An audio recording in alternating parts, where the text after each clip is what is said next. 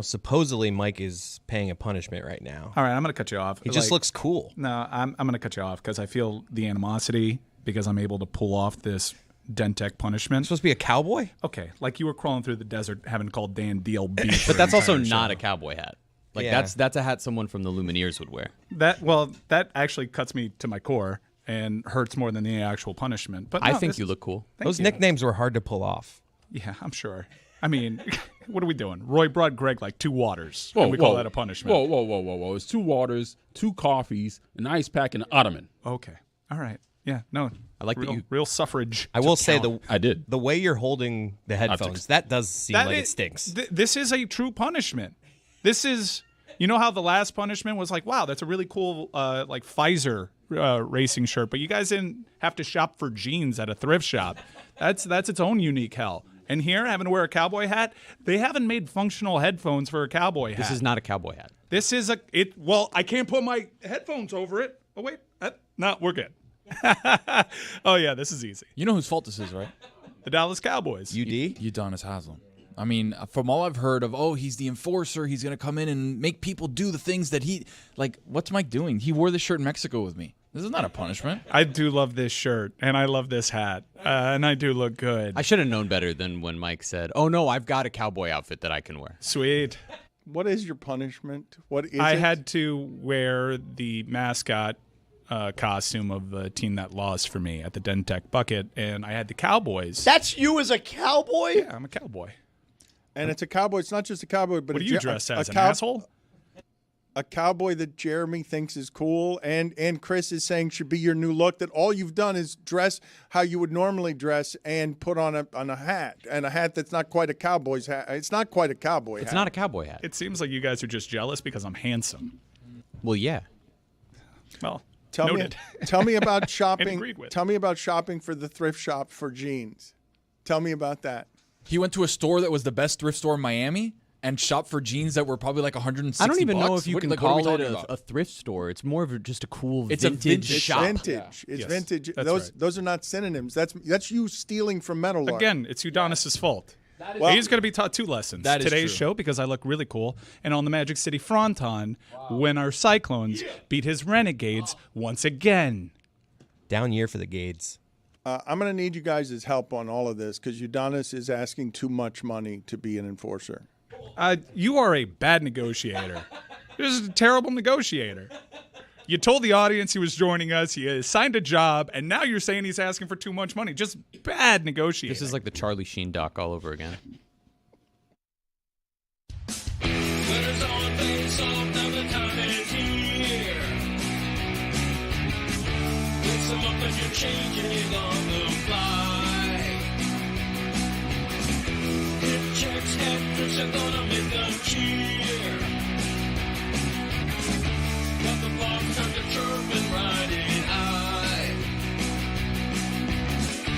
Now it's time for action. Tonight's gonna burn this bar right up. Slap shot will like the lamp so nice. Let's go for a break away on the chains to raise the cup. We'll be standing on our heads till we need them at center ice. Hockey is back, Jack. Hockey is back, Jack. Hockey is back, Jack, baby, and we'll meet you at center ice. Zaslow, I've got a burning building here with the Miami Dolphins, and I've got Tua out in front, and press conference have to be given when you're out in front of a burning building. And this is as high as the flames can climb on a franchise, and what it made me do is do something in the realm of journalistic, and I'm going to just say that I haven't done this in a few years, but I made some calls. Oh. the emeritus. Now, yeah. Is this like? Did you feel pressure yesterday? Well, here's the thing. Mike Ryan is old enough to know. I want to know what what I made some calls means when Mike Ryan happens to know, and what is the highest form of journalistic intelligence we have around here when we're just saying, "Hey, wink, wink, trust us on this. We've got journalistic sources here." When Herald columnist emeritus says he's made some calls, that's higher on the totem pole. Even though historically the more important things go at the bottom of the totem pole, that is, but people are dumb. That is higher on the totem pole than I happen to know. That doesn't make sense. Like, no one would ever say, I'm really low on the totem pole to say how important they are. I gotta push back on that. You happen to know after the phone call. Just saying you made the phone call, you might not have found out anything. Well, we can compare notes because you made a couple phone calls, and when it comes to the University of Florida, I happen to know. Whoa. Okay, so we've got competing. He happens to know? Yeah. Great Scott, this he is happens big. to know. This is a He big happens hour. to know. Gather everyone. Get the children. He happens to know. So wise.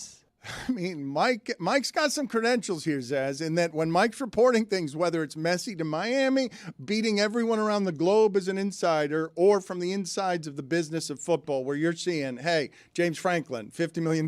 No, this is where we play now. Everyone's playing Phil Knight, and it takes $20 million to get in the game. And so I want to talk about what's happening in two places here. One, with Tua, as a building burns, and everyone tries to get out.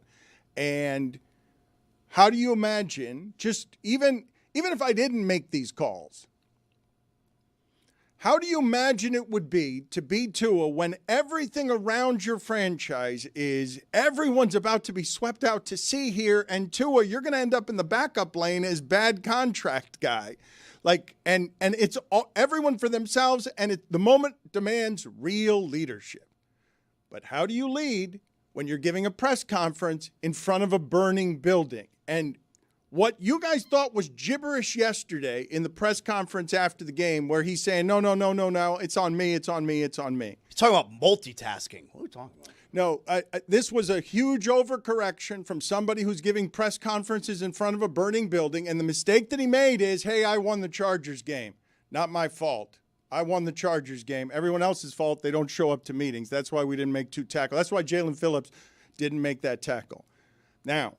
All right. You get 5 burning buildings in the first segment. Yeah. This is Puka's open hands. Okay, I'll stop here. I'm just telling you that what's happened to that has real human cost on leadership, whether you're risking your brain being scrambled or talking to your family about, should I play or should I quit for the $250 million? Should I risk this? And yesterday we're talking about, well, is it gibberish because his brain is concussed, okay? What happened in that press conference is that Tua wildly overcorrected because he realized the error and the mistake in throwing out into the public in front of everybody, this is everyone else's fault and not mine, in a room full of employees who come to the same meetings he does every day, and their bodies hurt just as much as he does, and they're in the burning building too. That's the last one. I doubt that. Tua lost his guys. And they don't have the contract and... they don't have the what's the word I'm looking for? The contract and the signing bonus, the guarantees. Yes, the guarantees essentially. That certainties. Is that where you got stuck? Yeah, I said certainties. The point is the money's about to dry up and everyone's going to be swept out to sea. And Tua's sitting there on the life raft saying it's not my fault, and he lost everybody. That's not leadership. No, but now he's saying it's totally his fault. But it's a mess. It's a mess. And I will say, like, we've done this show several times over the decades where it's like, I'm not sure the Flames can reach much higher on this franchise. They move buildings, but if you went to the one in Davie, you'd see the torched embers of Bullygate. You know, like, it happens a lot to bad franchises. For the point of the fun we made about Tyreek Hill being the leader of the team, all of a sudden now you move Tyreek Hill out of that locker room and everybody's looking around saying, all right, so who is the leader of the team? Tua, is it you? And he's like, no, but I guys, think so. No, but guys, let's really deconstruct. This is amazing to watch, like the architecture of this. Before the season started, you've got 2 players on the Dolphins and only 2 who are stars, national stars. It's Tua and Tyreek Hill. This is what Tyreek Hill came down here for. He quit on last season at the very end. The pressure of all that was too much for him. He's whimpering on his way out the door. And so this season starts with Tua saying, well, my guy's going to have to rebuild some trust. And we said, look at Tua being a leader. All right. It's a little easier to do when you got the guaranteed money. Mm-hmm. And it's also very hard for you to do when you're risking your brain in a way that others aren't because you care as well. But now the noise starts. The Zaslows are firing your coach every week. Everything is pulsating in the city. And Greg Cody is a month late to the opinion these guys all suck. No one can lead them. And the truth is, of course no one can lead them. Who the hell could? At this point, it's tethered to nothing. They're all being swept out to sea, getting demotions on what were their careers. Everybody at the top of the franchise. Like, there is no one to salvage them. There's no future hope pick who would be Jalen Waddle. But I want to talk to you guys about the specifics of he walks back into the room without knowing that he's broken it. He walks back in after that Chargers game. Wasn't me. I saved us at the end. Like, Zaz, like, that's how that shit climbs. And it just engulfed him. Tua will have a hard time bringing the career back from the ashes of this punctuation. Is that what he's talking about, where in the nonsense post-game press conference where he's talking about, I'm trying to bring guys with me, and like that, when you put it that way, it sounds like a guy who is trying to get people to come with him, but he's having a hard time. The Miami Dolphins are a giant business in the middle of our city, and it makes money for a lot of people. These guys are the stars locally. They haven't deserved it. The franchise hasn't earned it the last 25 years. They're a laughing stock. Generation after generation, the only thing that's the same always is the owner, except he desecrated everything that Joe Robbie and Huizenga did before him. Like, that's his great shame at the end of his life. Makes a lot of money, but is a loser. Makes a good stadium, brings F1 down here, but is a professional sports loser. Could never hire the right Can make money, but not wins. A hell of a stadium. I mean, that franchise It's a good game day experience. Oh, it's a great stadium. No venue in the world like it. Yeah. Playing the conga now on third downs. Well, yeah, well. For UM games. That's a problem. Yeah. How could Tua, though, be so bad at the leadership aspect of this? Dan, he's not in his second year. It can't be led. He's in his sixth year. What I'm telling you is it can't be led. Look, Mike is old enough to know. This is why I was laughing about the making of calls. It used to Adam old enough to know? Oh He's my old God, enough to he's know. Old. I see his God, grades. he's old. Oh my God, he's old. How do you introduce yourself on the call? So old. Do you say, is this columnist emeritus? Dan Le Batard? I blow the cobwebs off a landline. Is that why he's wearing that hat? What's under You there, better buddy? be going somewhere after 40, pal.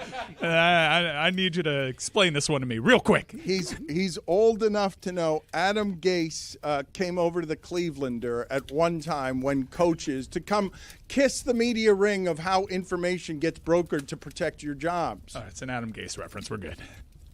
The Dolphins don't have a thing other than Hill and Tua and McDaniel. That's their face to the league. Right, but look, I don't know if it's a leadership problem that's plagued this franchise since the turn of the century, but they had Bill Parcells and Nick Saban at the helm. Those guys reputed to be really good leaders.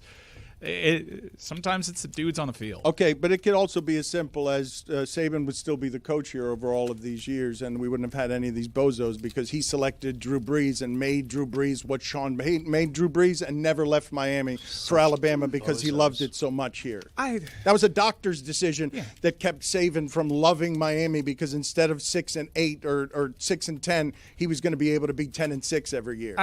Nick Saban's greatness is so understood and universally accepted that people think that he could do with Drew Brees what Sean Payton did, and Sean Payton has proven that he's really good at working with quarterbacks. Who's to say, like, when we say that, maybe Dante Culpepper has a Hall of Fame career if he ends up being the guy. I was all in on Go Knights, Culpepper. man. I loved him. I was wrong. Do we have this right when LaShawn McCoy says on his podcast of Tua, he stinks? When they No, he's paid not him, wrong. Oh, there's more. Okay, sorry. when they paid him, I couldn't believe it. Why are they paying him? What are they paying him for? The gig's up, bro. Tua has 22 interceptions in his first 30 games under McDaniel, but has thrown 18 picks in 19 games since. Yeah, see, I think that revisionist history is garbage. Right. The revisionist history that should be applied Garbage. was like the only concern around this contract was he's a hit away. Right. When the contract was given, everyone else in his draft class had already signed those deals. This was the going rate. They didn't give him he didn't become the highest paid quarterback. It was like Dak Prescott. This is the going rate to sign a quarterback who's had some type of success in the league to another contract. And the second part of it is we're talking as if the guy we're seeing today from, Tua is the same as the one who got that contract. It's not. That was a good player. This is a bad player. So, it's revisionist history to talk about he should have never gotten that contract. You can't predict that he's going to be washed in 2 years from now, which is what's happened. Yeah, but Zaz, the thing is, you look at the open market and you go, all right, you want to test free agency? Go ahead. Who's going to give you that kind of offer? Nobody was going to give Tua that kind of money. I think you're wrong. Really? You think somebody so? would have? With the with what we saw on national These TV, teams somebody are said, so yeah, I'm going to give him $200 million. desperate for a quarterback. It's the only way to win in the league. One of the 32 teams out there is desperate enough to sign a guy who just came off of being the most passing yards in the NFL. Absolutely. Do you guys not sort of realize that the trilogy in this is it is without precedent in the market where everyone in the same half season gets swept out to sea? Like, what will be left here? We just saw Tua's punctuation. He verbalized it, and he goes down in the flames now as well. In half a season, we will turn to the Dolphins to be like, who leads them? Who do you care about on this team? Who goes into the next incarnation? Waddle and Achane? Like, what have they left here? It's all going to be embers. They went all in on, we're going to get Tyreek Hill. We're going to get Chubb. We're close to the Chiefs. We're right there. We got one of their my guys God, over you here. guys. I'll be honest. I'm surprised that they're not taking calls on Jalen Waddle. They should. That contract looks like it sucks now, all right? And he's not a bad wide receiver. He's fine, but that contract sucks. He's a great number 3. Big Dog was saying today he wouldn't even take a 1 for him. You mean Joe Rose said he would turn down a first-round pick So for he Waddle. he wouldn't trade him. He's is what like, it would have to be like a top 5 pick for me to say yes to that. What? I think Is you he heard that insane? wrong. I don't even believe you. No, I can't.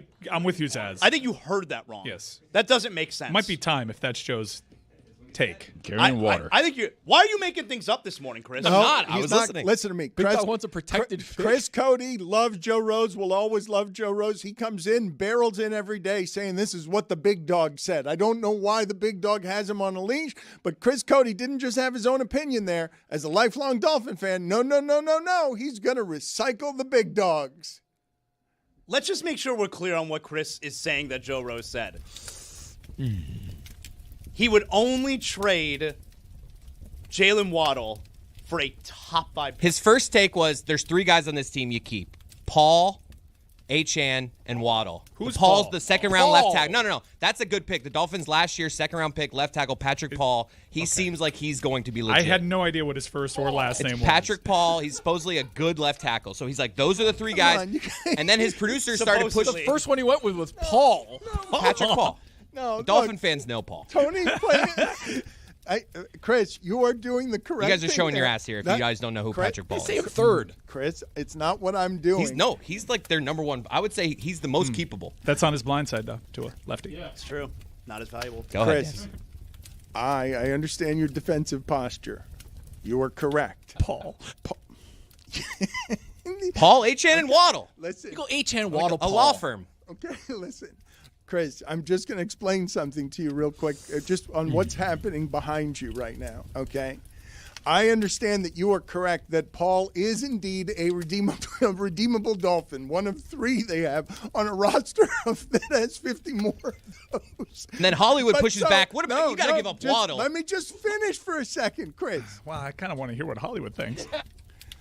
I'm pretty sure that Tony and Mike are only laughing at you because they think that you've just identified some guy named Paul that they've got playing left tackle who they just assume is just they've got to keep Waddle, they got to keep nobody else, and just that guy Paul. Paul, he's there. Yeah. Like, No, we're the butt of the joke. I had no idea who you were talking Paul, about. the guy It's who makes just some smoothies, Some right? dude named Paul. First name or last name?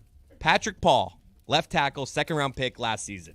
You're correct, but the big dog is in your dreams right now when he says, the big dog tells you on the way in, and of course this is lunacy what he's saying. Big dog, you've seen wide receivers. Come on, big dog. Waddle is not a number one. He's a nice number two, and it is now a terrible contract added to the pile of $895 million of those that Chris Greer gives on the way out the door as be careful how you fire the black man. Brian Flores has a lawsuit in town, and I'm sorry I stepped on the joke yesterday that said that the Dolphins would be firing consecutive black coaches. Good job, Dan. I think a lot of the audience probably doesn't still know that Mike McDaniel is black. Get out of here with that. I don't think you're qualified. Hold on a minute. Get out of here. It's been 3 years. You're not the one to say right? it. Get out of here. I'll say it right now. Get out of here. You can with say that. it. Be careful. Mike Roy? McDaniel. Be careful, Mike McDaniel. What are you talking about? I don't think you're qualified to be. I don't think you're the qualified. This is not a place I'd put you as judge, but you have said you're a race expert. Race war experts. I mean, Gonna start one. You know what? I don't think I am. Mike McDaniel. is that crackling I hear? Do we Cozy, think that right? this is more of a blaze or an inferno around the Dolphins? Like if we were to try to categorize this fire, blaze, inferno. Or just a warm fire in the living room. No, at Tyreek's house, behind Mike, right there. The picture of Tyreek's house when it did catch fire. Do you think Tyreek watches the Dolphin games? That's a great question. Put it on the poll at Le Batard Show. Do you think Tyreek watches the Dolphins Gotta games? go no. Yes or no? Well, but I wonder if you've broken your leg in the name of this cause, and like I'm saying to you, he couldn't be the leader. He couldn't be the captain. Remember these conversations we were having before the season? Tyreek Hill cannot be the leader of this team. How was everybody right about these Dolphins that when they said whatever, soft, not made for this, not led by anybody really? Tyreek Hill comes, gets his stardom. Everyone knows, oh, the whole thing works only if he's faster than everyone else. That's where it works best, all of it. Tua gets his money, and a room full of people who haven't. Tua says, their fault, not mine. And that's a giant business in Miami. And to see it go up in flames like this, I can say, I think historically, 50 years in, there's never been anything like it. There's never, where your GM is the GM that has the longest stretch of never winning a playoff game, and you're just recycling through coaches, and all of them stumble at the finish line, all of them since Saban, and your organization is bad for a quarter century. When all the rules legislate that everything should be equal, your team is the worst. If only the Jets didn't exist. I feel like Cody said it like in passing yesterday, the lawsuit Chris Greer thing, but I'm having trouble digesting that. I think he's right. I think it's a really big thing, and that's why Chris Greer may not be going anywhere. That needs some reporting. I don't think we That can seems do. like I a don't. really No, I don't big think. deal. Wait a minute. Hold on a second. I don't think we can do that way. Like you can't just throw like. Time to throw away all journalistic credibility and get reckless. Here is something we like to call reckless speculation. You're good. Is it reckless? Is it reckless to think that if Chris Greer is no longer employed by the Dolphins, that he may side with the lawsuit as opposed to his former employer who just fired him? Yes. That's reckless? Yes. Yeah, kind of. Yeah. But I love it. It's scandalous and wrong, but I do love it. Wait a minute. I just on human terms, think of it this way. On just human terms, you're Stephen Ross. You can buy anything you want in the world. You have not been able to buy I'm a competent Miami Dolphins owner. And at the end, the other black guy I gave a chance is going to be in the lawsuit that tells everybody all my secrets about all the things I was doing. And that's going to be the punctuation of not only my ownership, but of my life, because I'm in my 80s and I desperately did. Like, I'm imagining that Stephen Ross, like, think about this and the things rich people can buy. I'm imagining that Stephen Ross, what hurts him the most here is that people don't think he cares, that he's just running the franchise, that he doesn't care. I think he cares a lot. And if it's the opposite of that, and that's still an opinion you can't change for as long as you live with all the money in the world, when you've made a big, giant economy in Miami with land over there around that stadium, land, I'll remind you, that Joe Robbie's family went bankrupt trying to protect because these businesses are giant economies. And I've never seen this one swallowed this way. I don't think it's overreaction to say that half a season in, not even the 1-15 season, because they got Cam Cameron out in a year, that there's never been this where you just see like, wait, you blink and you're like, okay, so one of the most precious jewels in the history of South Florida, they're going to have to start all over from nothing again? From nothing. No quarterback. Achane, if you don't break his leg on the way out. And Waller, like what? But that's the league. It's a league. That's not the league. It is. It is. If you're not the Steelers or Packers. For some teams, yeah. Like, that's the league. It really is. Look at your division. It was the Bills for a very long time. How much do you imagine it burns Stephen Ross that at the end he can't buy? We'll laugh at you till the grave. You will not dig this out. It will not. Your punctuation here will be, you ran it all into the ground. For 25 years, you ran the entire – do you know how arrogant the Dolphins have been about business in this town for 40 years? What is the discourse amongst Dolphin fans around Stephen Ross? Do they think he's a buffoon? I don't hear as negative as Dan talks. No, I do. I think Dolphin fans, because I push back against this, because I think Stephen Ross does care a lot. Yeah. And I happen to think – now, you happen to think. Happen to think. Yeah, I happen to think. I don't have imaging for that. All right, get on I that. happen to know Stephen Ross cares deeply. Oh my God, he knows. Oh, you happen to think versus I happen to know? I know he cares Come, deeply. everyone. Come and listen. Happens to know. He happens to know. Well informed. I happen to think. Okay. Good for you, though. I happen to think that Stephen Ross has been a good owner because he puts money into the team. It's a great game day experience. He tries. He does. He's not a deadbeat owner, but when you're not willing to make the change that is necessary for the football team to improve, that's where we are right now, I believe. It's like, dude, come on. But I hear plenty of Dolphin fans who think that he doesn't care at all and only cares about making money. I hear a lot of that. Yeah, but spending money's easy for him, right? Oh, you're going to put an F1 track? All right, what's up? $100 million? Who cares? All right, do this, do that. Tennis, this, that, whatever. You know what's hard? Not every owner's that like easy, Tony? True, but when tennis.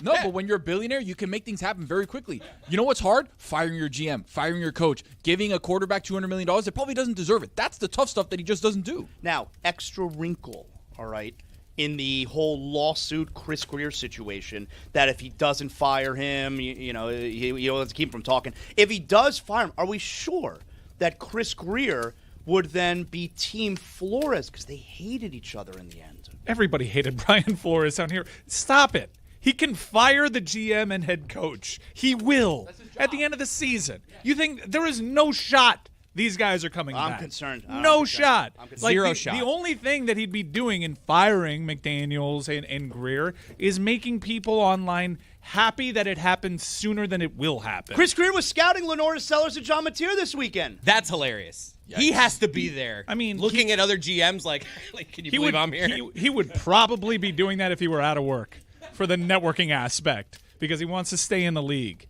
I honestly bet he was networking. Yes. More than watching the court. You Man. have to be. The writing's been on the wall. This is not like, why fire the coach? That's a move that either placates a fan base, and it's been reported that he would give serious consideration to firing McDaniels if disinterest reached a certain level. So we'll see what the stadium looks like. I guess he would just be giving people a pound of flesh, but I would venture to say Fans want a pound of which flesh. is different than happen to think or happen to know, but I would venture to say he's made up his mind. I don't know. I implore you to the degree that I can to, I know these people are cartoon characters, okay? The Stephen Ross that would have any degree of pride of not wanting to be an international embarrassment as a sports owner. Because, yeah, you can win the game of money the way Jerry Jones has won it and be respected with power, or you can buy your way into the club the way he did and just have, like, really 25 years of epic failure. It's not just the Patriots running your division. It's the Bills then taking it from you when they hadn't made the playoffs for 17 years. And all the rules are stacked so that you should. I give anyone 25 years, they're going to win a playoff game. Anybody. I can give a team of circus clowns 25 years will win. Will stumble into a playoff victory. One season with an assortment of leaderships. This has been an epic run of failure that makes the Dolphins in these 25 years, undisputably. This is not an overreaction. His presiding over this makes it a quarter century of failure in a team where the Heat took the town from him. NBA opens today. Heat took the town from him, and the Panthers have Brad Marchand as their champion leader face on national television because they've lost the town to teams that are organizations that have been run better, as Stephen Ross, with all the money in the world, has presided over. How do I get in the game with Kraft and Jerry Jones? And this is why I implore people to say, like, to understand, God, I wish these people didn't have a salary cap. Because at the end of his life, Stephen Ross would have made it rain billions trying to not have his life end with, everyone's laughing at me at the end. To the grave. To the grave. Like Huizenga at the end, who owned this team, was being taken care of in hospice because he had lost his mind. And at the end, the legacy and empire meant nothing. Stephen Ross knows he's at the tail end of his life and career with this thing. He would pay any amount of money to not have it be this at the end of his life. You're killing an 85-year-old billionaire. That's not how this works. Yeah. All right? Glenn Taylor, they thought he was going to die 20 years ago. These guys live forever. Yeah. Drinking blood. Buy a new heart or something. The other thing that we have fresh reporting on. What's a heart going for on the black market today? You don't want to know. I'll look it up. Put it on the poll at Le Batard Show. I got a guy. Put an over-under. Put an over-under on this poll. You want me to give you the real number, or no? You don't want the real number. The real number is $500K. Kind of cheap. Cheaper than you thought. But still, because the body can reject it. Exactly right. Do you get money back if it does? No, not on the black market. Bitcoin, baby. You're telling me I can buy a human heart for $500K? Yeah. 500,000 as is. Mm-hmm. Now, obviously, if you want it more souped up, right? You want, hey, I want this kind of heart, that kind of heart. Obviously, it's going to cost a little bit more. AI is telling me the average cost of a heart transplant in the U.S. is approximately $1.9 million. Yeah, but that's over. Those are medical charges. That's services. Yeah, Tony's got a that's guy. labor. Yeah, That's labor right there. It's yeah. the heart. Well, if the Democrats came to Congress, Thank you. Thought we would get to that finally. it's their shutdown. They own it. I like this guy. Hell of a ballroom. Good hat. Should be red. $500K, Dano. That's good. I cannot believe the confidence with which you knew how much a human heart goes like for right away, on the knew black market in Hialeah. Well, Tony is about those particular. Look, Tony, I've told you guys before that my father, who's not unlike his father, once found like a spare tire for me for $10 in a door that opened in Hialeah where they fixed my car for $10. You know how many human hearts Stephen Ross could buy? 34,000. Wow. Because he has $17 billion. I think he's okay. At the end of his life. That honestly seems low. And you have to keep in mind, $500,000 times big Michigan 34,000. booster. They won a natty. Yeah. He's fine. He's had some success. Oh, so you guys don't think that it matters to him that he's an international laughingstock desecrating one of the great and proud franchises in the history of a league that just got this popular? The Dolphins, I will remind people again, winning his franchise 70s, 80s, 90s, in all of sports. I don't think he's an international laughingstock. I don't think it's Shoreditch. They're like the Stephen Ross bruv. I don't think so. I don't. They're barely like. I had to ask Zaz, what's a temperature check on Stephen Ross?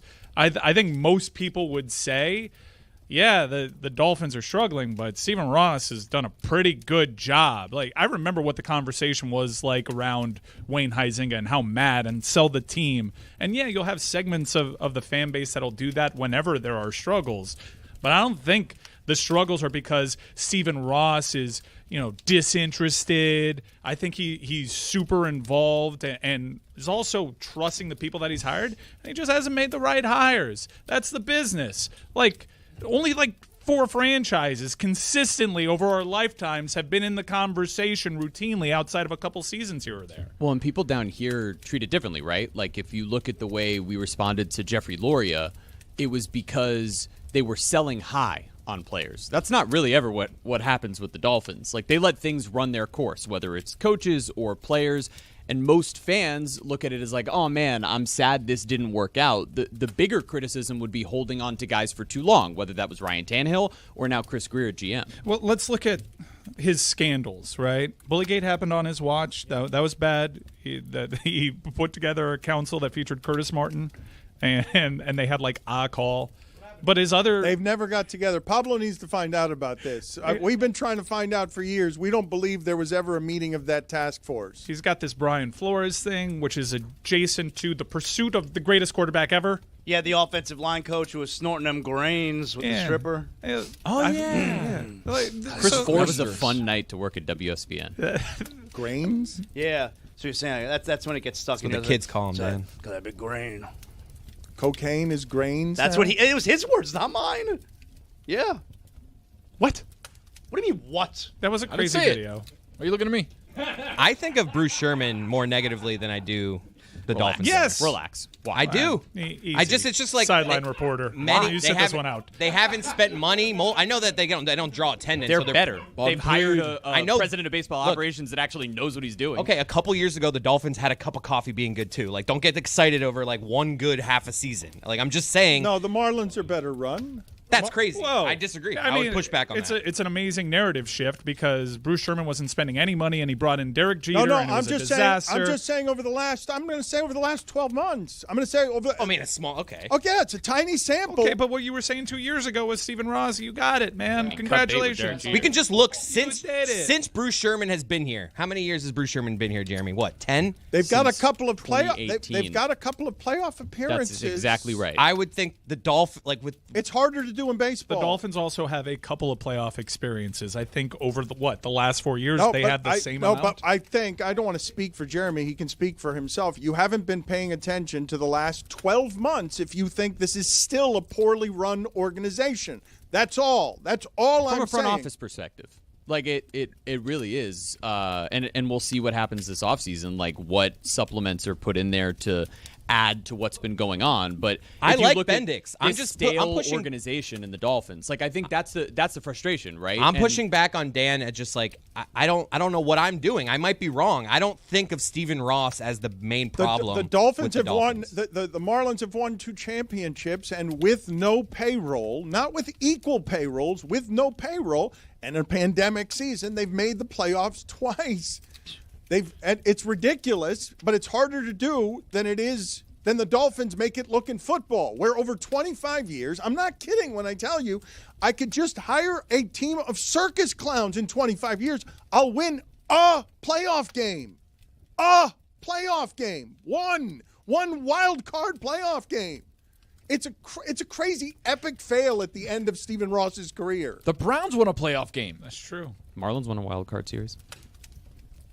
Panthers won 2 Stanley Cups. Well, We're back. Yeah, I want to get to one more happens to know because Mike Ryan has fresh reporting snooping around the Florida job.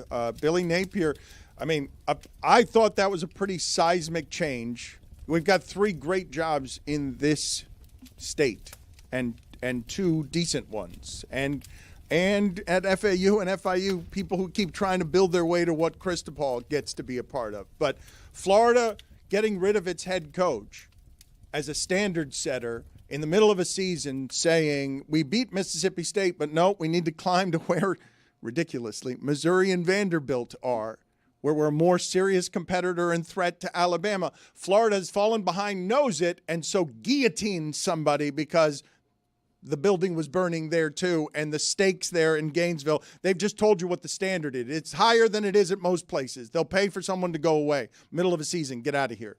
Whether it be Penn State or Florida, it's safe to say both those schools. Right now, the highest commanding salary in the sport is Kirby Smart, which is at 13 and change. I expect us to go in the $15 million range, be it Penn State, be it Florida, be it both those schools. Do you think if James Franklin wasn't fired, would Florida have fired Billy Napier this week? That's an interesting question. I don't know, but I do think that the James Franklin decision has made other programs like FSU. They had a big come to Jesus meeting and they decided we'll stay the course. Their financial situation is more dire than Florida. Florida has got a war chest waiting for this day for several seasons. The leading contender at both these schools is Marcus Freeman from Notre Dame. There was some back channeling last year. Seems like he loves it there. He wants to go to the pros. So I think the as I understand it, what happens to Notre Dame's season kind of happen to understand? And He said happens to Notre Dame. yeah, what happened? What happens like to Notre that. Dame? I want to is know what important. level of reporting you're giving us here. I when mean, the you say leading you contender. happen to understand. It's like 1A, 1B, Marcus Freeman, Lane Kiffin. Wow. And whoever it is gonna get a bag. They're talking about serious bags, and there was a level of back channeling last year with Marcus Freeman and Florida gauging interest. Just like there's always been Lane Kiffin flirting with a return to the state of Florida. It's like players in the portal. You may have a coach. It's what's happening with Stephen Ross right now. You may have a coach in place, but you're making calls. So the dream ideal candidate is dropping a bag and taking Marcus Freeman from Notre Dame. This is breaking news being delivered by Cowboy Mike Ryan. No one else is reporting that. Cowboy, I don't know about Cowboy. This is Cowboy Mike Ryan. He's reporting exclusively. That's a happens to know. I'm not reporting exclusively. The international media needs to pick this up. What do you mean you're not reporting exclusively? There are people that are plugged into Florida that have, you check the blogs. They're like Lane Kiffin, Marcus Freeman, too. Nah, I haven't heard anyone else. I'm giving it to you. Okay, I'll take it. But, I mean, the Florida pursuit of Marcus Freeman and Lane Kiffin is years long and is pretty understood. Notre Dame does not look. Brian Kelly has been exposed at LSU. Notre Dame, everyone understands this, right? They don't think they're beneath Florida. They don't think that they lose their hot shot. They're about the holy touchdown Jesus, and you're about the pride of what this school makes you. Notre Dame coaches don't take demotions to go to the SEC. You know about touchdown Jesus? You saw it. What about Brian Kelly and his family?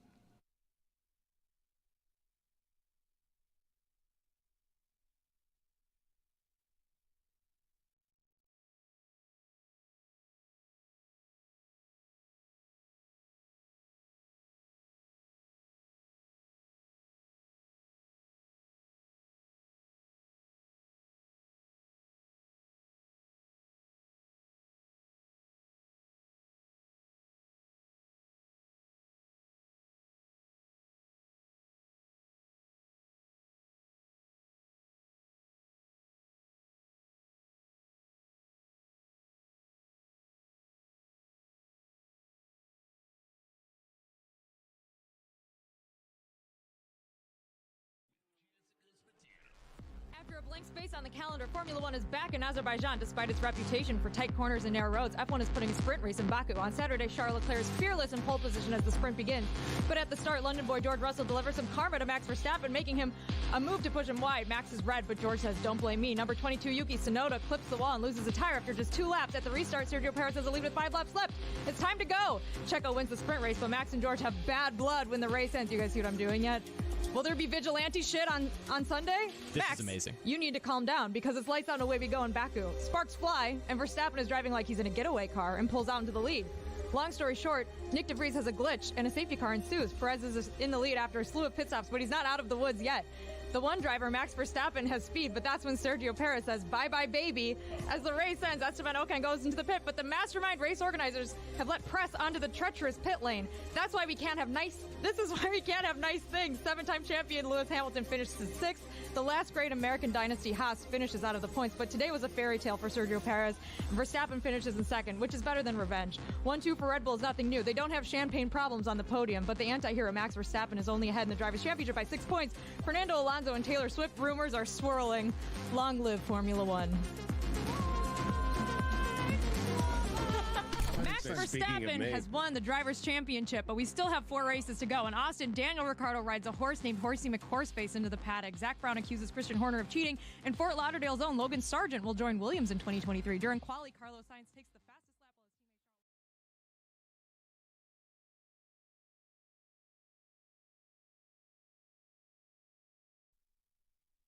teammate. This episode of the Dan Le Batard Show is presented by DraftKings. DraftKings, the crown is yours. Zaslow has just returned from South Bend. I want to get some of his reporting. He says he was overtaken a bit, was surprised by the number of young people who are fans of the show in South Bend. Cool. That he bust in first class, bust in 3 hours. That was wild. Yes, first class. I was telling people about that all afternoon yesterday. Everyone loved that story yesterday. I'm glad no one thought it was like a bit or it was fake. Like people were shocked by the story, and it's completely real. Well, let's include Nick Wright on this conversation. The story is that Zaslow, who's gotten first-class amenities as he deserves as part of college football coverage at the highest levels of ESPN, is expecting to fly into South Bend first class. He gets there, and it's a connecting flight because Chicago's not that close to South Bend, and the second half of his first-class flight is a bus that is going 3 hours to South Bend, and he did not know that, and so he's looking around, where's my first-class seat, and he's on a bus.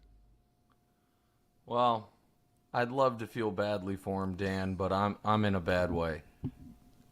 I'm in a bad way. Well, here, Sorry, so Nick's feeling a bit I didn't come on to hear about your stupid bus trip. Yeah. To be totally honest, I came on. What happened what happened to Nick? No, what happened to Nick? So thank you, Nick, for correcting this. Nick had a big bet he made on behalf of the shipping container, and he wasn't able to cash it. He's an honorable gambler, and it's so much worse than that, Dano. It's really a lot worse. So here's the deal. It's important, I think, from a journalistic and public responsibility standpoint, that if I'm going to come on this wildly popular show, as to your point, that young, impressionable Notre Dame students are listening to, and talk about, swaggering big bets with you, all these things, that they see the other side of it too. Because I imagine folks think right now I'm happy as a clam. Chiefs are back where they should be, the favorites across the board. Mahomes is favored to win MVP. The now iconic play known as the tackle that turned the tide flipped the entire NFL season. So why am I bordering on insolvency? Just follow me on a journey, if you would, Dan. Because I do feel badly for the shipping container. Because I really wanted them to win that $5,000 I won from you. Such a gangster move by you in what you believe in spiritually, to be able to just dump $5,000 cash here and there as you win big in public with big bets. Like, I was proud of you for trying to give them a roll of gangster money. Yeah, well, you know what? We might have to, drop the stakes. Again, I'm going to try to get through this. So here's the full setting. Here's the full scenario. I am sitting on a futures ticket that the expiration of is today. That is a stone winner. That was purchased at like 28-1. That I have cashed that money in my mind. And it's a big enough winner that I am then giving myself the grace to take some bigger shots. Like, we're going to try to run this up. And so one of the shots was the poker game, right after I won the Lions bet with you.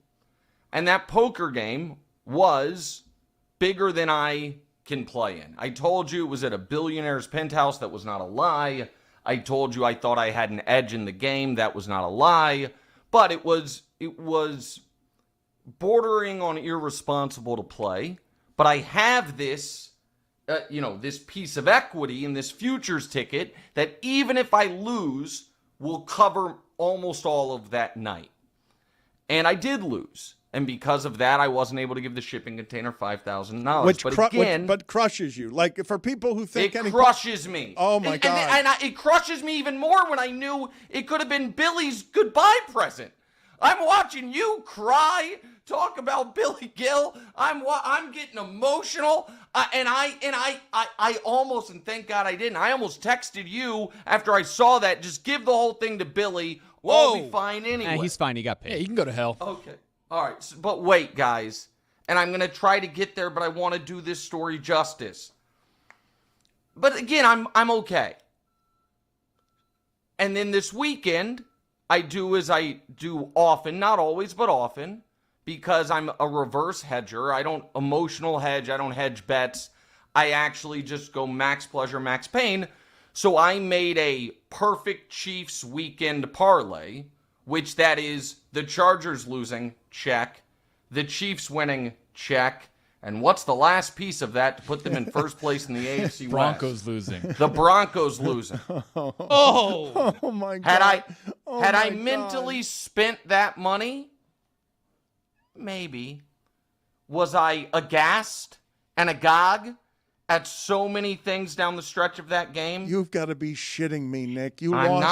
agog? I'm not shitting you. And here's the other piece of it that you need to understand. I take screenshots of the cash out options and send them to my gambling consortium because I'll never cash out. Never. Ever, under any circumstances, because it's not EV and I'm not going to do it. But I'm texting my buddies. I'm texting your friend Adam Lefko, my friend Danny Parkins. Look at these guys thinking I'm going to let them off the hook. But I lose. But again, it's okay. That was more what I could win than what I lost. Because I have this ticket that, again, is supposed to pay out. Tony wants more information. Tony wants more information on this ticket that you can cash out. Well, that's what I'm about to explain. That's what I'm about to explain, Dan. Because, listen, I know this is a DraftKings show, and I love DraftKings. I've done great stuff with them. I do stuff with Hard Rock.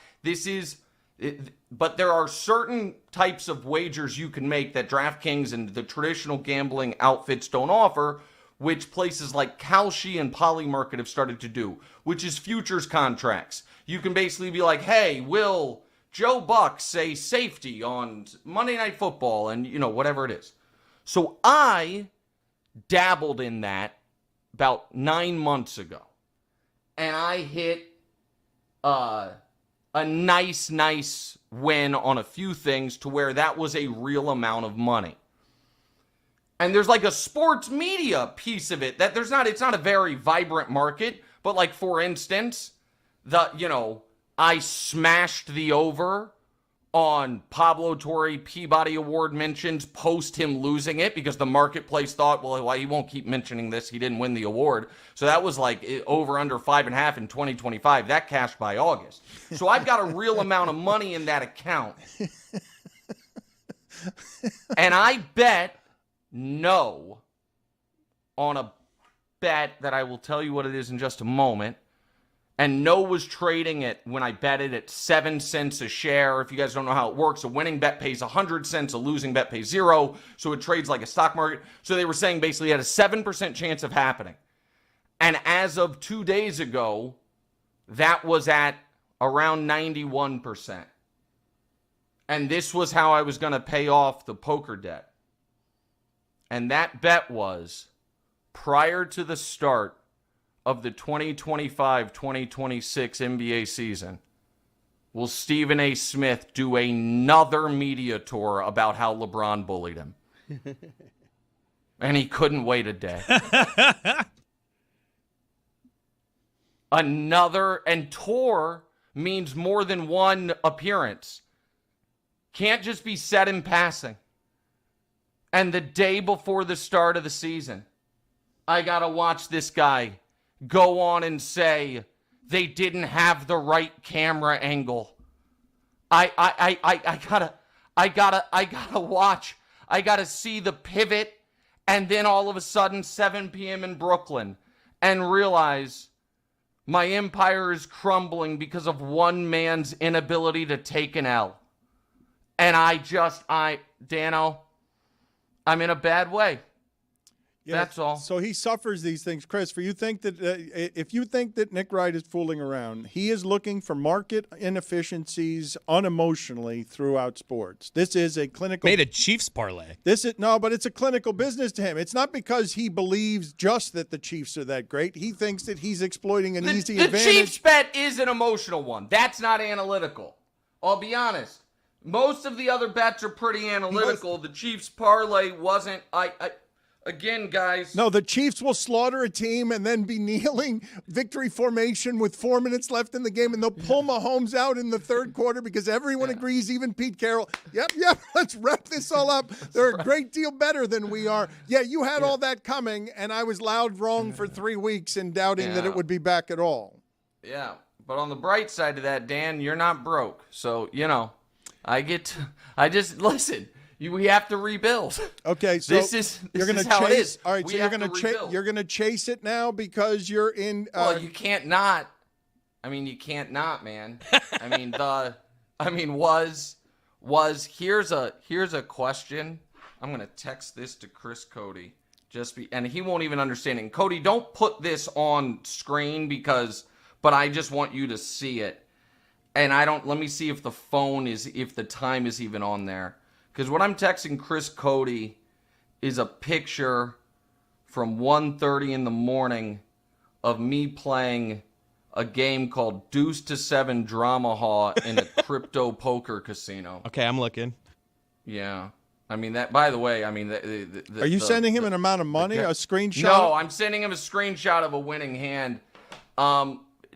Listen, this is the life we have chosen. And I just felt it was important for me to apologize to the shipping container for not coming through for them. And then also important to let the audience know, don't ever consider a winning ticket until it is won. Even if all you need for it to be a winning ticket is the biggest name in sports media to hide his utter shame and embarrassment that he got, in his mind, I guess, punked on national TV 9 months ago for one more day. Nick, just to put it in perspective, did you lose out on more or less than the cost of a human heart on the black market? Well, I don't know what that cost. That seems... Well, Tony told us it's $500,000. $500K. Oh, under. Did I though? Yeah, definitely under. I mean, it's not. But you live in a dirtier world than Tony. The human heart is more expensive than Tony. Look. I think, Tony, you might think you're more gangster than Nick Wright. Nick Wright is traveling. Nick Wright is traveling through some regions where he could find out what a human heart costs, because that's how desperate the people who are gambling against him. No, Dan. I lay my sword at the feet of Nick Wright. I lay my sword at the feet of Nick Wright in dirtier places than I've ever been, or I can even fathom of going. It's not just dirtier places. It's a dirty off. It's not just dirtier places. It's that Nick Wright, in order to bet an amount of money that hurts, like these stakes, he is caring deeply. He wants to be able to win, so he can say, like Helmuth, I can roll off $5,000 and just give it to my buddies because I took these suckers over here. It's the whole spirit of who Nick is. Yeah, it's all true. I can't tell this story on publicly. I can kind of tell it, but this watch, I won in a card game. Really? That's a presidential day date, by the way. For those watching, day date, which means it's even more money.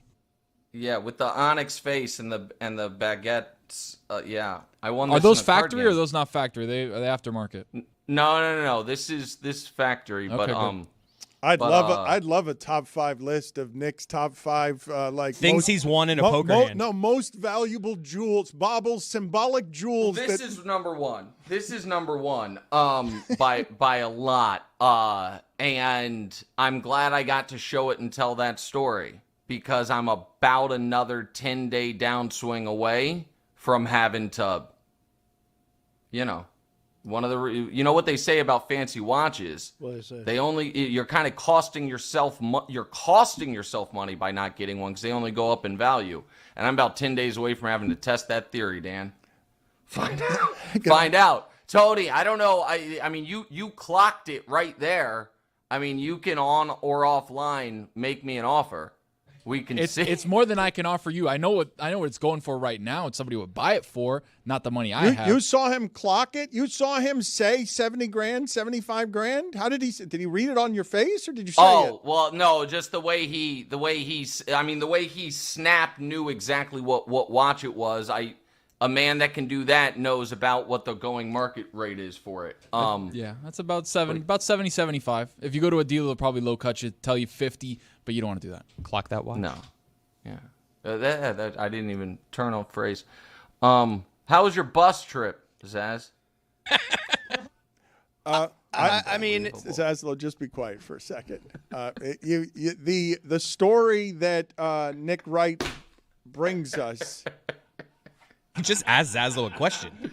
Just be quiet. No, I'd rather do what Dan's doing. Dan's right, because he might have, you know, Dan's a genius for a lot of reasons. He might figure out the only way to make, you know, for me to feel a little bit better in this whole situation. Well, let's do that. That's what I wish to do, and I thank you for revealing your vulnerability, and also because I think that they think that you casually lost $5,000 the other day when I'm guessing, I don't know if I have this right, but the stakes where Nick gambles with his heart, like where he actually cares about stuff, I'm guessing the fact that he couldn't call or make a video in the middle of the night that says, here's the $5,000 I won. That was a great shame to him, a bit of a disgrace because he thought he was going to leave. It was a great shame and disgrace, and it also was only because I had lost a mini multiple of that. Like of course it was, especially because I'm supposed to be this great card player. I believe I actually am, and I'm losing to a bunch of finance dorks. Like, come on, man. Like that was it was covered in shame. There is no question about it. And then the real question is, did I, as the game ended, say, hey, same time next month, right?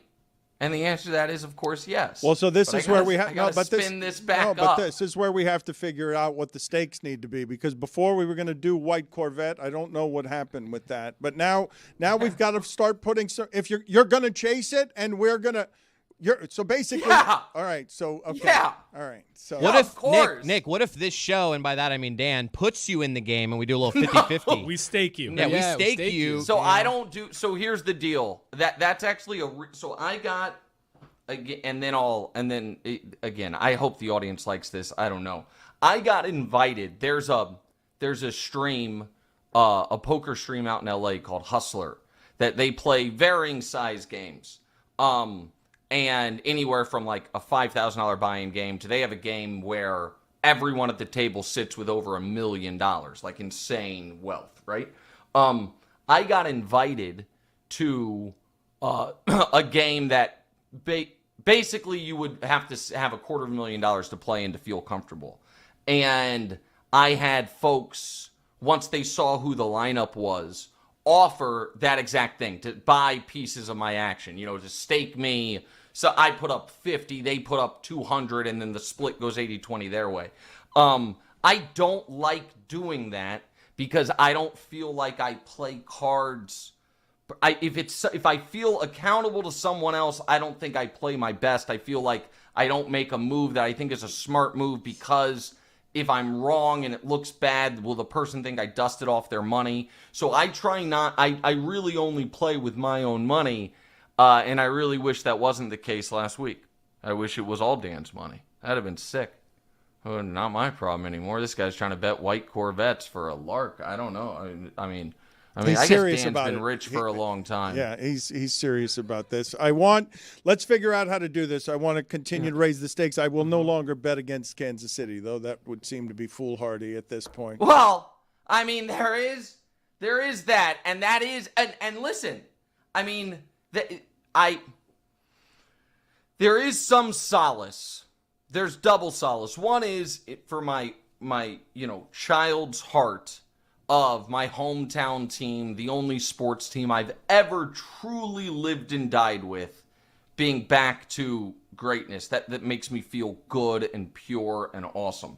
There is also the spiteful piece of me that wants there to be some form of accountability, and I'm not talking about you, Dan, per se, but you might be lumped in with this, for all the alleged experts across every form of media that stared at a team that had been to 7 straight conference championship games, 5 of the last 6 Super Bowls, 3 straight and won 2 of the last 3 Super Bowls, and because they started 0-2, they were like, well, that's over.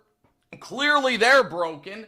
People I really respect. Stephen Ruiz of The Ringer writes an article, The Slow, Boring Demise of the Decay of the Chiefs Dynasty. Bill Barnwell, 3 weeks ago, who I think is the single smartest person covering football, did hey, let's look at these trades from years ago and regrade them, and graded the Tyreek Hill Chiefs trade a win for Miami and a loss for the Chiefs. The Chiefs have been to every Super Bowl since then. The Dolphins are imploding. And then the pièce de résistance, the king of the we actually get football mountain, Pro Football Focus, at Sunday, Dan, I don't know if you know this, I swear this is true. Sunday gave Geno Smith a higher passing grade for that game than Patrick Mahomes. And we're supposed to act like that's credible. That can't be. That happened. That can't. That happened. You're lying to me. That did not I happen. swear to God, you are go wrong. to Pro You are Football lying Focus to me. That on is incorrect. Sunday. You are lying they to the gave people. Geno Smith You are a full of it. 67.2 passing grade, No. and they gave Patrick Mahomes a 62.2 passing grade. That is a fact. Look it up. To which I would say a logical company would say, boys, we have to shut it all down and pause. Go click on passing grade, scroll down. Just for week 7. For 2 quarters. For week 7, is that on week 7? You're lying. You are a liar. I swear to God, they it's true. took Mahomes Video out. just said, "Give me a second." They took Mahomes out in the third quarter. They were in victory formation with Minshew with 4 minutes left in the game. Sam Darnold's pretty good. And the smartest people covering football allegedly said, well, when you actually look at the tape, Geno Smith played slightly better. That's true. So at some point, all of football commentary is that stupid IQ meme where the total, like morons and the geniuses, and by geniuses I mean me, have the exact same take, which is, I don't know, the team with Mahomes and Reed that always wins will probably win. And then the very middle is the people who think they're smart. They're like, well, when you look at the DVOA, the Ravens have actually been better, and it's the Lions era. And Dan, I'm sorry, in this instance, you're the guy in the middle. I gotta go. I love you guys. All right. See you later. Thank you, Nick. I feel a little better after that. Yeah. I feel a little better. Chiefs Colts in a month. If you guys would All right. like a bet. Wow, that's a big one. If I don't know if he's back tomorrow or not, but we'll figure out what the stakes He's not. of this Can I ask need him to one be. question before he goes real quick? You gave us the vine at the start I of think this. he's gone. Oh, damn it. I mean, he was going to share Stephen A. Smith opinions because Stephen A. had a day yesterday. Yeah, well, I suppose that we should have this because, man, oh man, there are a lot of people mad at him, and the black community is feeling he's running off toward where Whitlock is without realizing it, and so some shit is happening. Wait, Roy, can you speak for the black community and not Dan? Yeah. Dan's right. You're good, Dan. There you go. You're good. I mean, well, for the last look, Stephen A. Smith has parlayed a really amazing career from being fired at ESPN to getting all the power at ESPN, and then negotiating a really groundbreaking deal where at ESPN they only pay him millions and millions to do First Take, and now he's going to do the same thing in politics with his own radio show and his own empire. And the political depths, and we're in a divisive time right now, and obviously we're in a divisive time right now. If you have the depth and stomach for politics, it can't just be fame as the currency, and you're going to be seen as well. You're going to get to the other parts of his day, but in betraying the black community in some spaces where you're kowtowing to Donald Trump because he's in power in a way that can't be abided in the modern age. No matter how central you are, like this has to be fought. What is presently happening, and you can't turn on your own people publicly, while feeding your political ambitions. I was talking about his LeBron takes, and the Kyrie one too. He was right about that one. So this article, I don't know why we're towing cows. This article that you've handed me here that writes about a Hollywood ending, the dreams and drama of the LeBron Lakers. Oh, some good stuff in there, Dan. I had forgotten Russell Westbrook was a Laker with LeBron James. I had put that out of my mind. Makes sense now. You saw that video the other day where Russell Westbrook wouldn't sign the autograph for the kid holding a Westbrook Laker jersey. All right, so I think, look, people can call Russell Westbrook a lot of things. I don't think fake is one of them. Russell Westbrook gives off he's real. I think Westbrook looks good in this whole situation. He does. And he's playing to a long-standing theory, which is as real as Russell Westbrook appears, LeBron, be it his revisionist history, his constant capping, as Jalen Ramsey called out. Westbrook is saying all the things I think that a lot of players are thinking. LeBron is perceived as a phony. You ain't reading these books. Well, that's part of it. There's the Ringer You can't put give out, me a single line from The Godfather, your favorite movie. Ringer You can't give me Fredo. I knew it was you.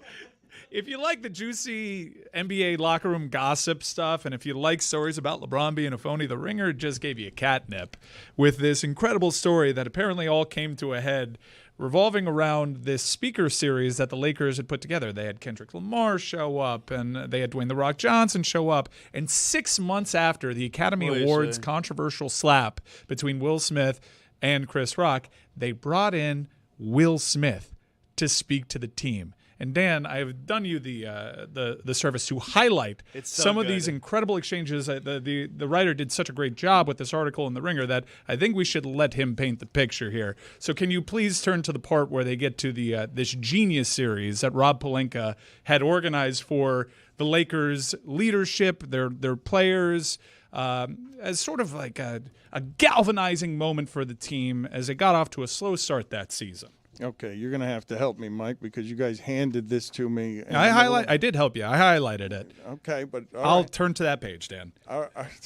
Yeah. I thought it was helping you by giving you a bridge. The impetus, I don't know where we are in the reading materials, but the impetus appeared to be recent rumors involving Kyrie Irving. LeBron's former co-star was entering the final season of his contract with the Nets, a $36.9 million player option. You're hitting the right spot. Keep turning the pages and reading only the highlighted portions. With multiple outlets reporting that the Lakers were one of Irving's preferred destinations and that LeBron wanted a reunion. Negotiations between the Lakers and the Nets went nowhere, and the Nets had no desire to take Westbrook back. For the Lakers to acquire Irving would have been by dealing Westbrook. Westbrook knew this, and he knew that LeBron did as well, meaning that no matter what LeBron said in public, the reality was clear. He was pushing for the Lakers to ship Westbrook out. That's right. I remember that now. Now all of a sudden our minds are back at this point in time. Please keep reading. Westbrook knew LeBron's reputation. He'd seen all the examples of LeBron seemingly misrepresenting himself. There was the time LeBron claimed that The Godfather was his favorite movie, but then he failed to recall a single line when asked during a press conference to name one. There was the time he carried the autobiography of Malcolm X into a media session, but stumbled when asked to name his biggest takeaway. Look what they did to my boy. They massacred my boy. Pelinka informed the players a special guest would be coming through. He'd created a program called the Genius Series, as you mentioned, and Will Smith arrived right after, months removed from the Chris Rock slap. When Pelinka and Ham left to fetch him, LeBron, seated in a middle row, stood up. "Y'all got this," he said. He stormed out a back door. "Shit, man," Davis said. He stood and followed LeBron out. Stunned, the rest of the players sat there looking at each other, unsure what to do. Westbrook rose next. "So are we all leaving?" he asked.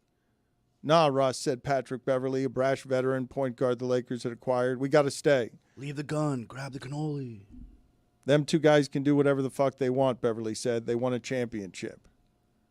Westbrook was thinking, as a 9-time All-Star and former MVP and future Hall of Famer, why would there be a difference between him and them? Pelinka came back in. "Are we ready?" he asked. "We're not ready," Beverley said. "We need 5 minutes." Look at Bratz, he sleeps with the fishes. Pelinka left. Minutes later, "I'm sorry, Zaz, I wasn't quite ready to have you do Godfather while Mike Ryan ordered me to read my own show." Yeah, good stuff coming. Good stuff coming. Ham re-entered and sat silently at the front of the room as Westbrook and Beverley continued arguing. That's good leadership right there. He then stood up and exited through the same door LeBron and Davis had used.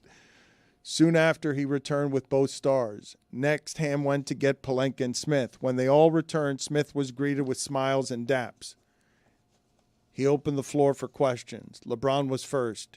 He had a question, he said. Smith answered. Then LeBron had another question, and another after that, and another after that, and another after that. On and on he went, stretching what was supposed to be a 30-minute session into nearly an hour.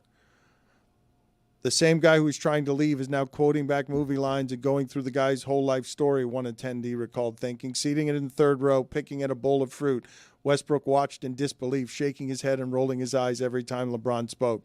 I hate that fake shit, Westbrook said to a teammate afterward as the Lakers gathered for a team photo. I just can't do it. The next afternoon, the Lakers posted the picture on social media. There, standing a few feet to Smith's right, was Westbrook, his face twisted in a team picture into a scowl. Quoting movie lines to Will Smith after leaving the meeting. Incredible. All while Will Smith just hanging out in the offices as the Lakers clear this thing up. Come to me on the day of my daughter's Video wedding. team, can you put that picture back up for me really quick? Because there's somebody really important standing to LeBron's right. Asking me for a favor. That's Cole Swider. Swider, what? I thought that was Rob Lowe, honestly. Every time I see Pelinka, I think the same thing. I can't help but see that it's a great Hollywood actor that's leading the bogus Lakers. Everyone's so happy except Westbrook. It's the most human thing in the world, though, for Russell Westbrook to not feel like LeBron's much of a bigger star than him, and that Russell Westbrook at the end of his career wouldn't like being powerless in a room where LeBron can trade him. I think it's also like Anthony Davis getting up and following him. Like, Right, all Anthony okay. Davis. I mean, what a follower. I mean, LeBron gets, all right, I got to get up too now. Dork. Roy did the same thing the first time we had Tim Kirkchin in studio. Roy was just so overly eager to talk to Tim Kirkchin. I'm like, this is fake, Roy. Wow, you turned a 30-minute meeting into a 60-minute Yeah, meeting? like, Who are you, This Jason? is All-Star Weekend, Roy. You remember that. I think Roy was genuinely excited to meet and talk to Tim Kirkchin. Nah, he stole all the questions. He did a Q&A. Roy got all the questions. Roy hogged the Tim still Kirkchin think about time. this. I had gotten up early and said, y'all got this? Oh, what's your favorite ballpark? 7 questions in.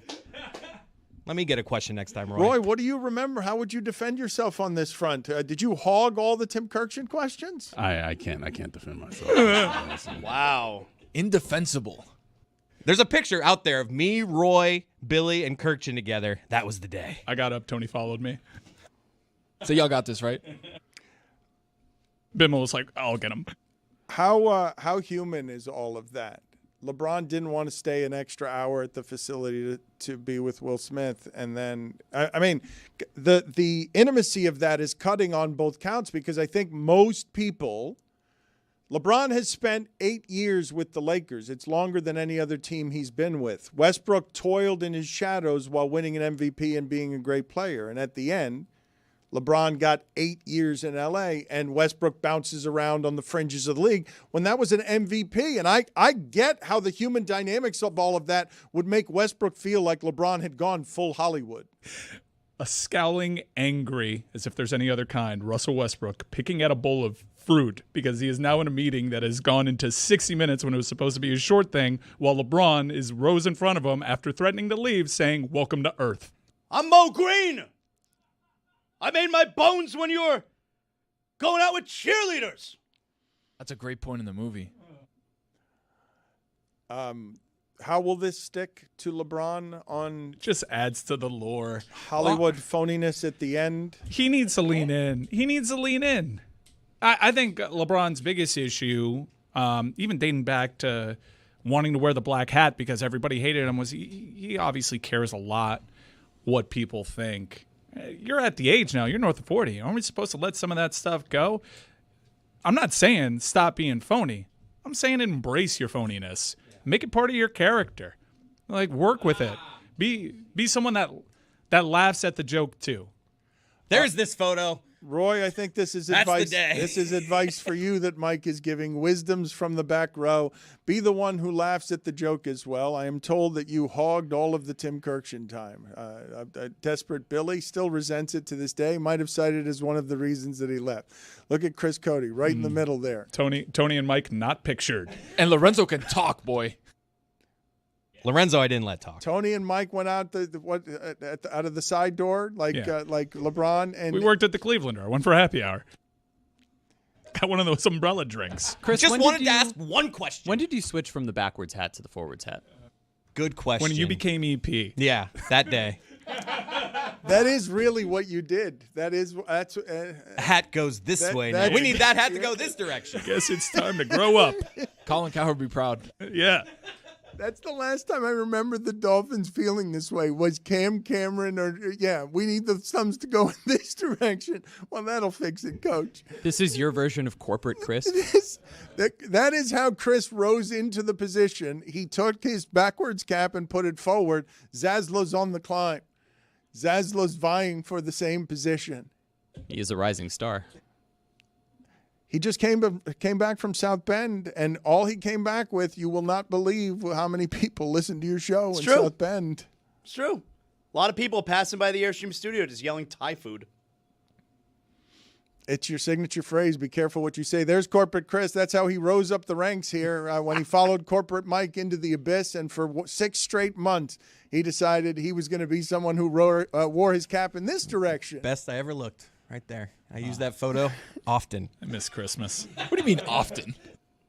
If anyone needs like a headshot or something, hey, we need a photo for something. I'm No like, here way. it is. There it is. The LeBron thing, soap opera welcomes in the NBA tonight with a doubleheader where the same stars are the stars that they have always been, and they've got the stage themselves at a crowded time because I really am ashamed. Again, for the second straight day, I am publicly ashamed that I am taking this long to talk about the baseball because it is flat amazing. And Mike Ryan bait and switched me by text last night. He's like, best 2 words in sports tonight. And I'm like, they better not pitch to Vlad. They better not pitch to Vlad. And he's like, Baker Mayfield. The best 2 words Walked in right sports. into that one. I did. I felt ashamed of myself. I responded, yes, I tricked you.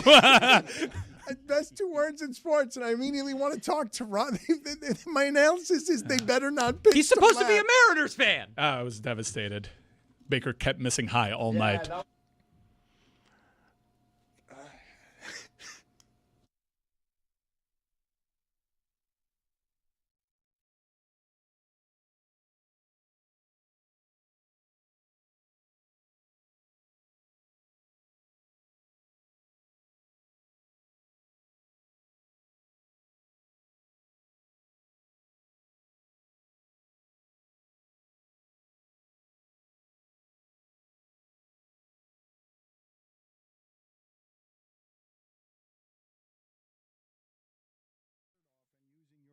Is comedy. You're going. That's Florida, bro. You're going maximum Florida, man. That's Florida. When did you decide to start doing that? When was it encouraged? When did that become your signature? The idea that you're up there just throwing your body at the people here in a tight pair of jeans, shirtless. The jeans have gotten tighter the fat I've gotten. They weren't always tight. My daughter said Baby Walrus needs to move out of skinny jeans. I started doing it just to cheer myself up because you get on the road and do like a Thursday night and you'd be like, I got a whole weekend ahead of me. This is gonna be a long weekend. I'm missing my family. It's not sold out. So I would rip my shirt off and kill a beer to make myself giggle because I thought it was silly and to remind myself this should be fun. And then one night I was in Columbus, Ohio. I ripped my shirt off and killed a beer. And then something happened in the room and I forgot to put it back on. And one of the comics I respected was in the back and he was like, bro, you just did a whole hour with your shirt off. And how does this work with comfort with your body? Because not everyone can do that. You're the first to be doing that. Not everyone is comfortable enough with their size to be in front of thousands of people shirtless like that because it is funny. It's interesting because I have this reverse body dysmorphia. So like I heard a story, secret time. Obviously I'll tell you, but secret time.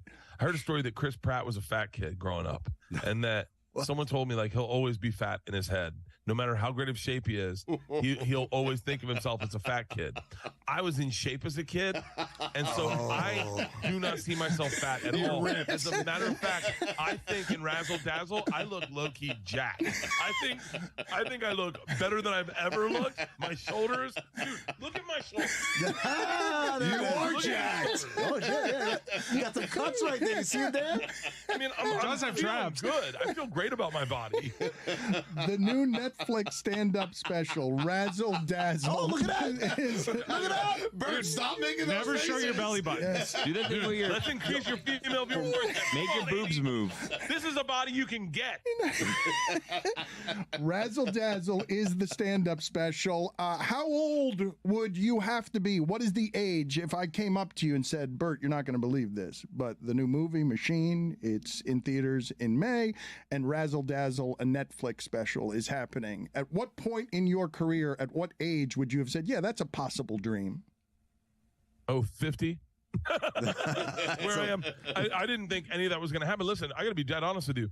I shot Razzle Dazzle in November, and I'm used to the Netflix specials, but with the Machine movie, that was sitting on a shelf. They weren't doing anything with it, and they weren't going to release it.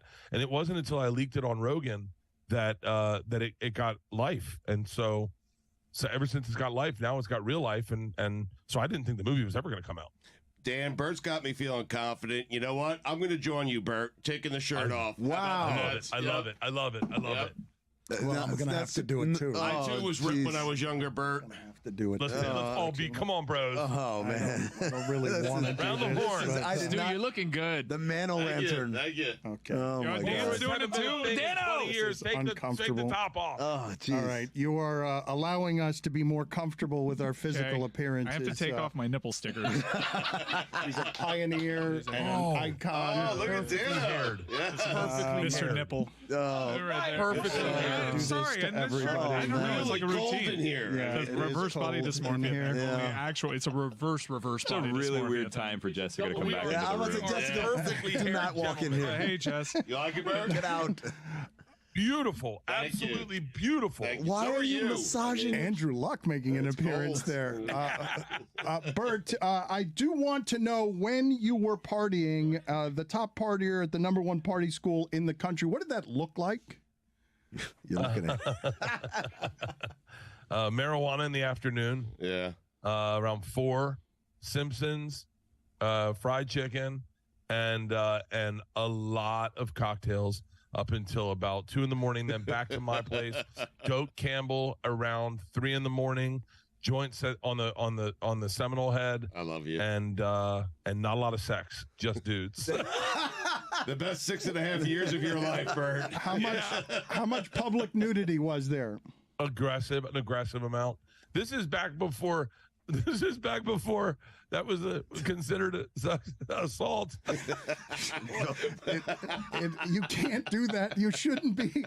Publicly nude is probably a bad idea, but this was a different time. I'm feeling assaulted right now in this room. I took a dump on a pizza box to win an election. Like I was totally naked. Like this is back when that was called provoking. That is a great sentence. I took a dump on a pizza box to win an election. By a landslide. I won by a landslide. I mean, that was Trump's platform. What can you tell me about being moved performing in front of so many people? Because the crowds now where you gather are enormous. They surprise me even as funny as you are. I'm telling you, I had a real moment in Boston. I had a real moment in Tampa at Amalie, but I had a real moment in Boston when I walked in, and there's this old guy that's been working at the Garden forever, and I walk into my underwear, and he goes, "You sold it to the ceiling, kid. You sold it to the ceiling." And then I got a standing ovation, and I started crying. I was like, boom! It caught me off guard. Same thing happened in Tampa. Same thing happened in Orlando. I never expected any of this, man. At 44, I was fired from Travel Channel. My wife wanted to get a vasectomy. We were tearing down our house to rebuild it. I was nowhere. I got kicked off Funny or Die tour. I was making $2,000 a week on Funny or Die. Tom was making $20,000 a night, and I was like, that's my life. I got to accept it. Talking Sunset Gears with comedian Rob Delaney. I really am thrilled to be doing this, Rob, because I admire your work a great deal, and it's rare that I find somebody from afar that I've been wanting to talk to because their story seems somehow something even more admirable to me. Now, you might not view it this way. I don't know how much nobility you think there is in your story, but in watching the art that you've made and watching the life that you've chosen, it's sort of been a pleasure to watch your work grow and to see, the things that you are choosing late in life to do artistically. Well, that's very kind of you to say. Thank you, and thank you for acknowledging that I am late in my life. There's a refreshing honesty to that. I am 45, so I'm well more than halfway. 45 is there. late in life. I mean, I do think about it though sometimes. Though, like I'm definitely more than halfway done, and that's funny. Isn't that funny?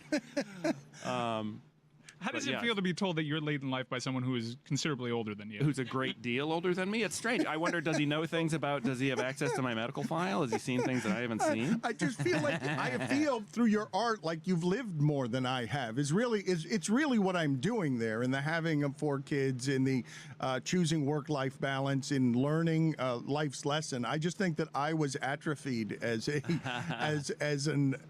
young person. Yeah, I mean, I guess the things that that I've experienced that maybe most people haven't are, you know, I did get sober 20 years ago after going to jail after a car accident that I was responsible for, and I've stayed sober, so that's been pretty cool. I've had the unbelievable good fortune to make a living in comedy, and of course I didn't for a long time before I did, so that was challenging. And then, but the biggest thing would be that my wife and I, one of our sons got cancer and passed away a few years ago. So those are the big things that I've been through that I think, you know, are place me in sort of a strange.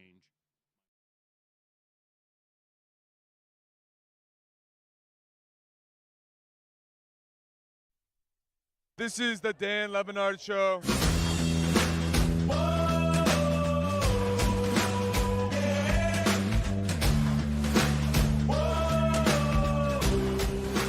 Lucy's mine! Hey, Dan, it's your favorite Rodine, Lucy's dad. We're here in Iowa. Go Hawks. Your favorite employee, Rose, is here, and we're going to do a handshake. Yeah, we're going to do a handshake.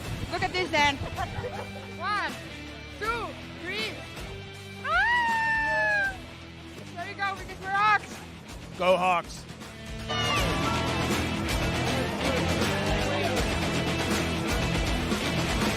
We are. Fight for Iowa. My name is Steve, like the Minecraft guy. We're at Iowa, Kinnick Stadium, iconic. How would you describe the Iowa game day experience? I would say electric.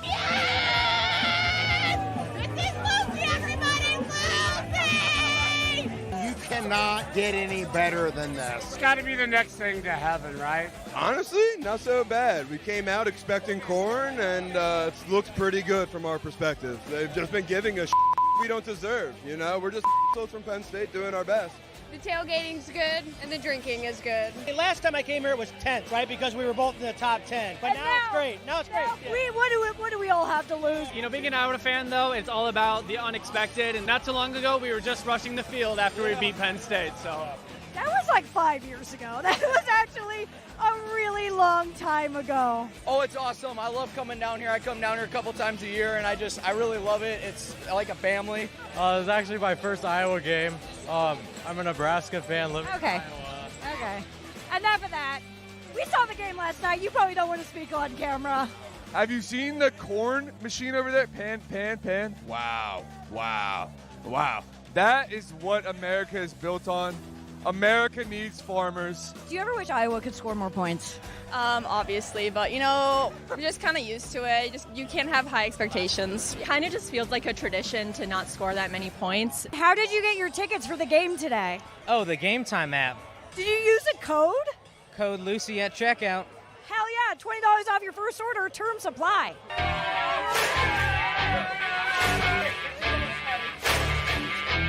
This hat is so sweaty. I love that.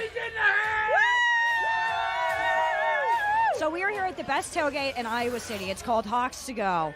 What makes, not hot to go like Chapel Roan, that's different. They did this before Chapel Roan. But what makes this tailgate so special is they sell shots. They do a special one for the opposing team, which this week is Penn State, and then the home team, they'll sell you the shots. You take it on a fun little shot ski. You get the fun tailgating experience, and then all that money goes back to the University of Iowa Children's Hospital. Everything we do here is about the kids. 37 years ago, my brother's son, my nephew, had a no soft spot He was saved by the University of Iowa hospitals. My brother and I drink a lot, and we looked at each other. I think God was involved, and we let's do shots for the kids.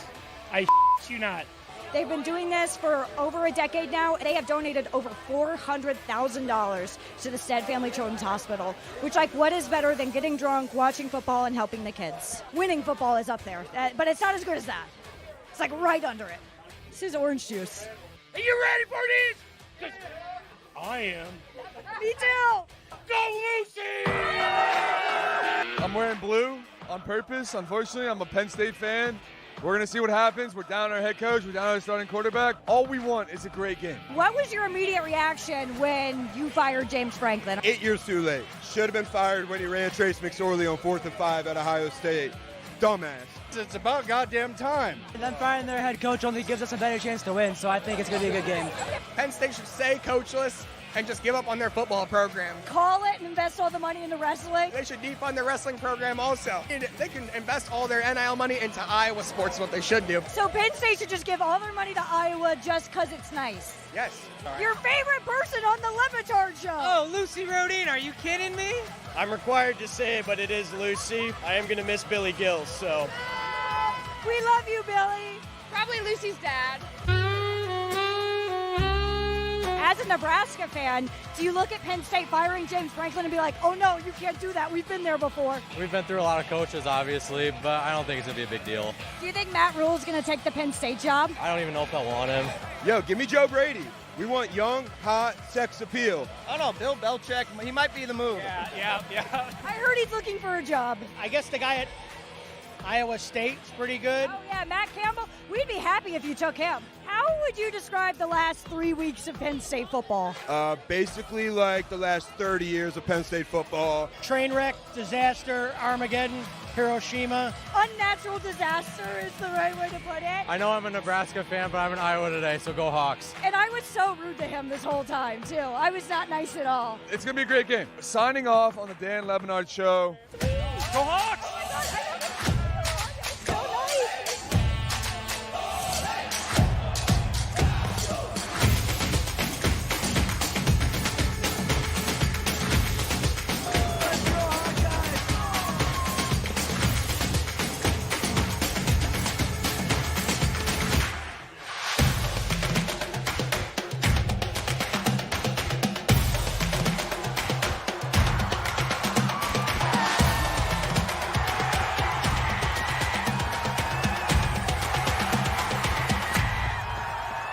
October 18th, 2025 will go down in history for the Le Batard Show. This is the first time in the so many times that I have made us go to Iowa football games that we have won.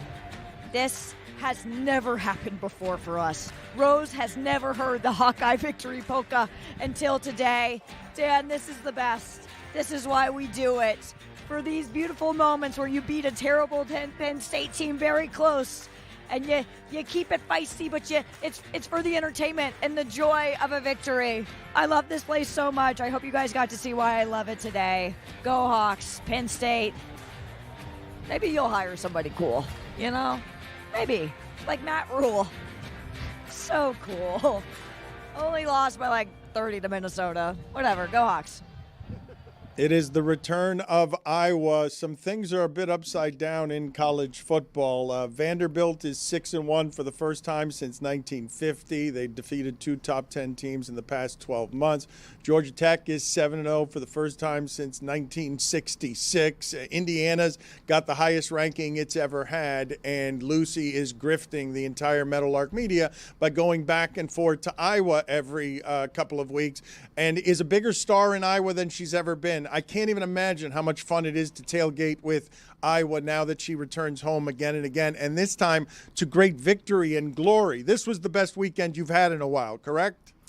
We had so much fun. This is always one of our favorite places to go to, and I know that it's selfish that we go, but I always think the content is pretty good, and we actually got some bonus content out of this weekend, Every week that we are on the road, Rose is begging people to let them throw the football with her. And usually the answer is no. But we got a yes this weekend, and we have footage from that if you all want to see it. Oh, that would be wonderful. Rose, does Rose have Throws a big the arm? ball. And did she hit a baby? Oh, my God. She threw She it did at hit a baby's baby. heart. Rose, oh, for the love of God. Imagine someone hits your baby with a football and you turn back and you see Rose's getup. You're like, is she wearing a helmet because she has her headphones forward? What? You never let her throw that football because she's got bad judgment, correct? No one wants to throw the football with her because she can't be trusted to throw it correctly. Well, usually it's like 12-year-old boys who are throwing the football, and then Rose comes up, she's like, can I throw it? And they're very overwhelmed by her. But this time they said yes, and we were screaming. We were like, Rose, there is a baby there. Please do not hit this baby. Lucy, what I don't understand, and I don't know why I would make you the governor of her, but the general radius of distance we're talking about there is only one place there where a football cannot be thrown. It was the one baby cart within a 10-mile radius of where she could have thrown the football. Baby cart, like a farm machine. Well, one more time, can we see this? Because, Lucy, I would like to ask you a question here. I can't make out who the intended receiver is. It's a bad No, route. we have no clue. I don't think she was throwing it to anybody. Like, I really don't know who it was. If we turn the audio up on that, you can hear people yelling, don't hit the baby. Please don't hit the baby.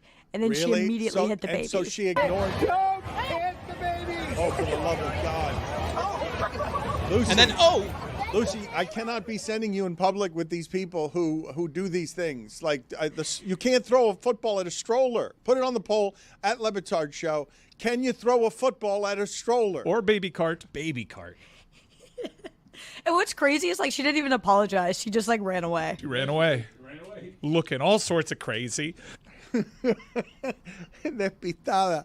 I mean, that was a rambunctious group over at Iowa. It's not every weekend that you go over there and vibes are that good when they're playing Penn State.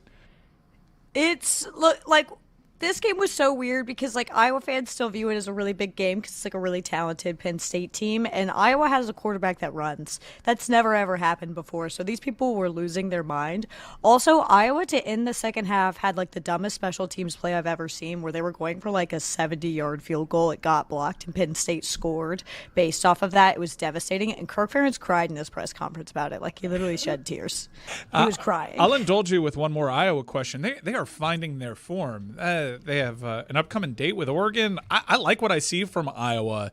This offense is certainly over the last few years the one that you can trust the most. They're getting better as the year goes on. Rose didn't look crazy at all. No, she was totally normal. Everything was cool. Yeah, this is the best like Iowa has looked offensively in 5 years or so. It's been a really, really long time. Mark Gronowski, like, I know he only had, I think, like 60 passing yards on the night, but he was running really well. Iowa's obviously the defense is good, special teams is great. They're sort of figuring out their identity right now. Mark really struggled to start off the season, but it seems like they're figuring stuff out. Kinnick is a very difficult place to play if you're a top 5 team. Like, that's kind of a thing that has sort of fallen away the last few years, but it used to be like a given. If you were a top 5 team and you went into Iowa, you were going to lose. So, like, I would not be surprised to see if they beat Oregon. Playoff hopes aren't dead, but I also am not buying into that. I'm not saying Iowa's going to the playoff. I want to cover a couple of different things here happening with Billy Napier and Mike Norvell in the market, because Norvell started 12-16 at Florida State. Then they won 19 straight, right? And you can almost do whatever you want if you're going to win 19 straight. But then the snub happens, the quarterback gets hurt the snub happens because the quarterback gets hurt, and now they're 5-15 cents, and it would cost $100 million to get him out. So where are you on all these guys? Billy Napier, Luke Fickell, Hugh Freeze, and Norvell, who doesn't appear to be fired because Florida State can't afford to eat the money. There was a great little news bit. I think it was War Chant that put it out there that said Norvell announced to his team that he was indeed staying for the rest of the season, and it was met with deafening silence. That is so funny. So with Billy Napier, obviously this was a decision that we all knew was going to happen. It was just sort of the timeline of when. I think it's a direct result of James Franklin because they fired him after a win over Mississippi State, a good Mississippi State team. It just sort of felt like, okay, Florida probably assumed that after this season that would be the top job in the market. And now I don't necessarily know if that's the case. I kind of think Penn State is a better job. And so to go and see, all right, now we're going to have to compete with Penn State for the guys we want, or maybe we want James Franklin, who really knows. I felt like that was sort of the catalyst of why Billy Napier was fired this week rather than, a few weeks from now when the season was over. Also, maybe they were like, we really don't want him to give him a chance to do what he did last year and win a couple games, and now we're stuck with him. Well, Mike, why? Forgive me for a second. Why are you making faces at Penn State being a good job? I don't think so, just because of what I understand. It was kind of diluted by the success that James Franklin had over there, but there's a lot of Joe Pa is innocent people over in Penn State. Like their fan base is pretty crazy. The standards seem to be in arrested development. And, the things that surround Happy Valley are tricky, to say the least. I would agree with that, but also I'm like, okay, well, your fan base in Florida all lives in Florida, so they're also crazy, just in a different way, perhaps even a scarier way. Who really knows? I just think resources wise, Penn State has a bunch that they can work with, and I do think Florida does as well. But Penn State, you probably feel a little bit more comfortable about job security, even though you know that James Franklin was fired after 3 bad weeks. He was there for 10 plus years before that, and it feels like I don't necessarily know if I agree with this, but I think people would think that the Big Ten's probably easier to compete in. So if you're Marcus Freeman, let's say, you look at both destinations, because both of these schools are interested in Marcus Freeman.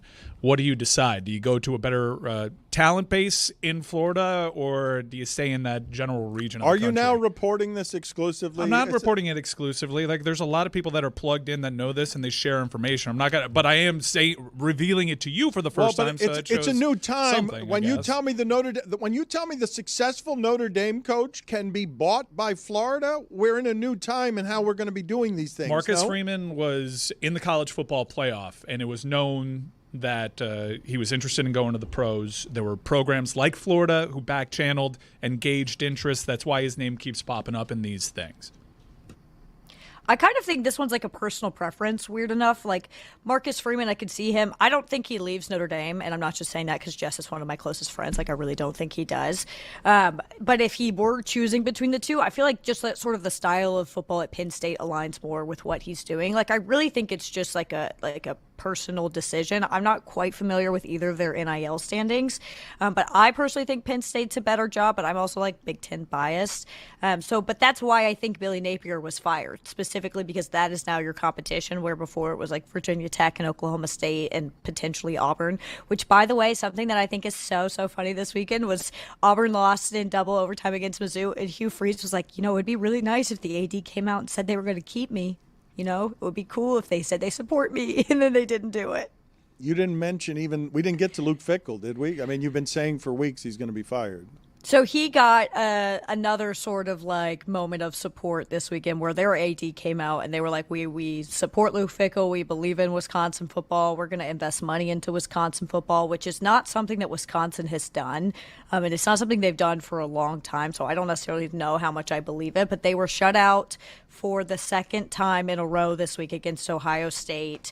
It's terrible times there, and I don't personally understand why they're sticking with Luke Fickell. Maybe it's because they look at this market now and you're like, okay, we're competing with Penn State and Florida and Virginia Tech and whatnot, but it's clearly not working at all. That is a truly terrible football team, and Wisconsin fans are deeply unhappy for a lot of reasons, but the big one is that there's a Wisconsin-based gas dealership there that they give you discounts via how much Wisconsin scores, and they haven't scored at all. So all their gas is full price. Same thing with Culver's. They can't get any free food from Culver's. Why isn't this cheese curds? Why isn't this working out for Luke Fickell in Wisconsin? Because he appears to be out the door.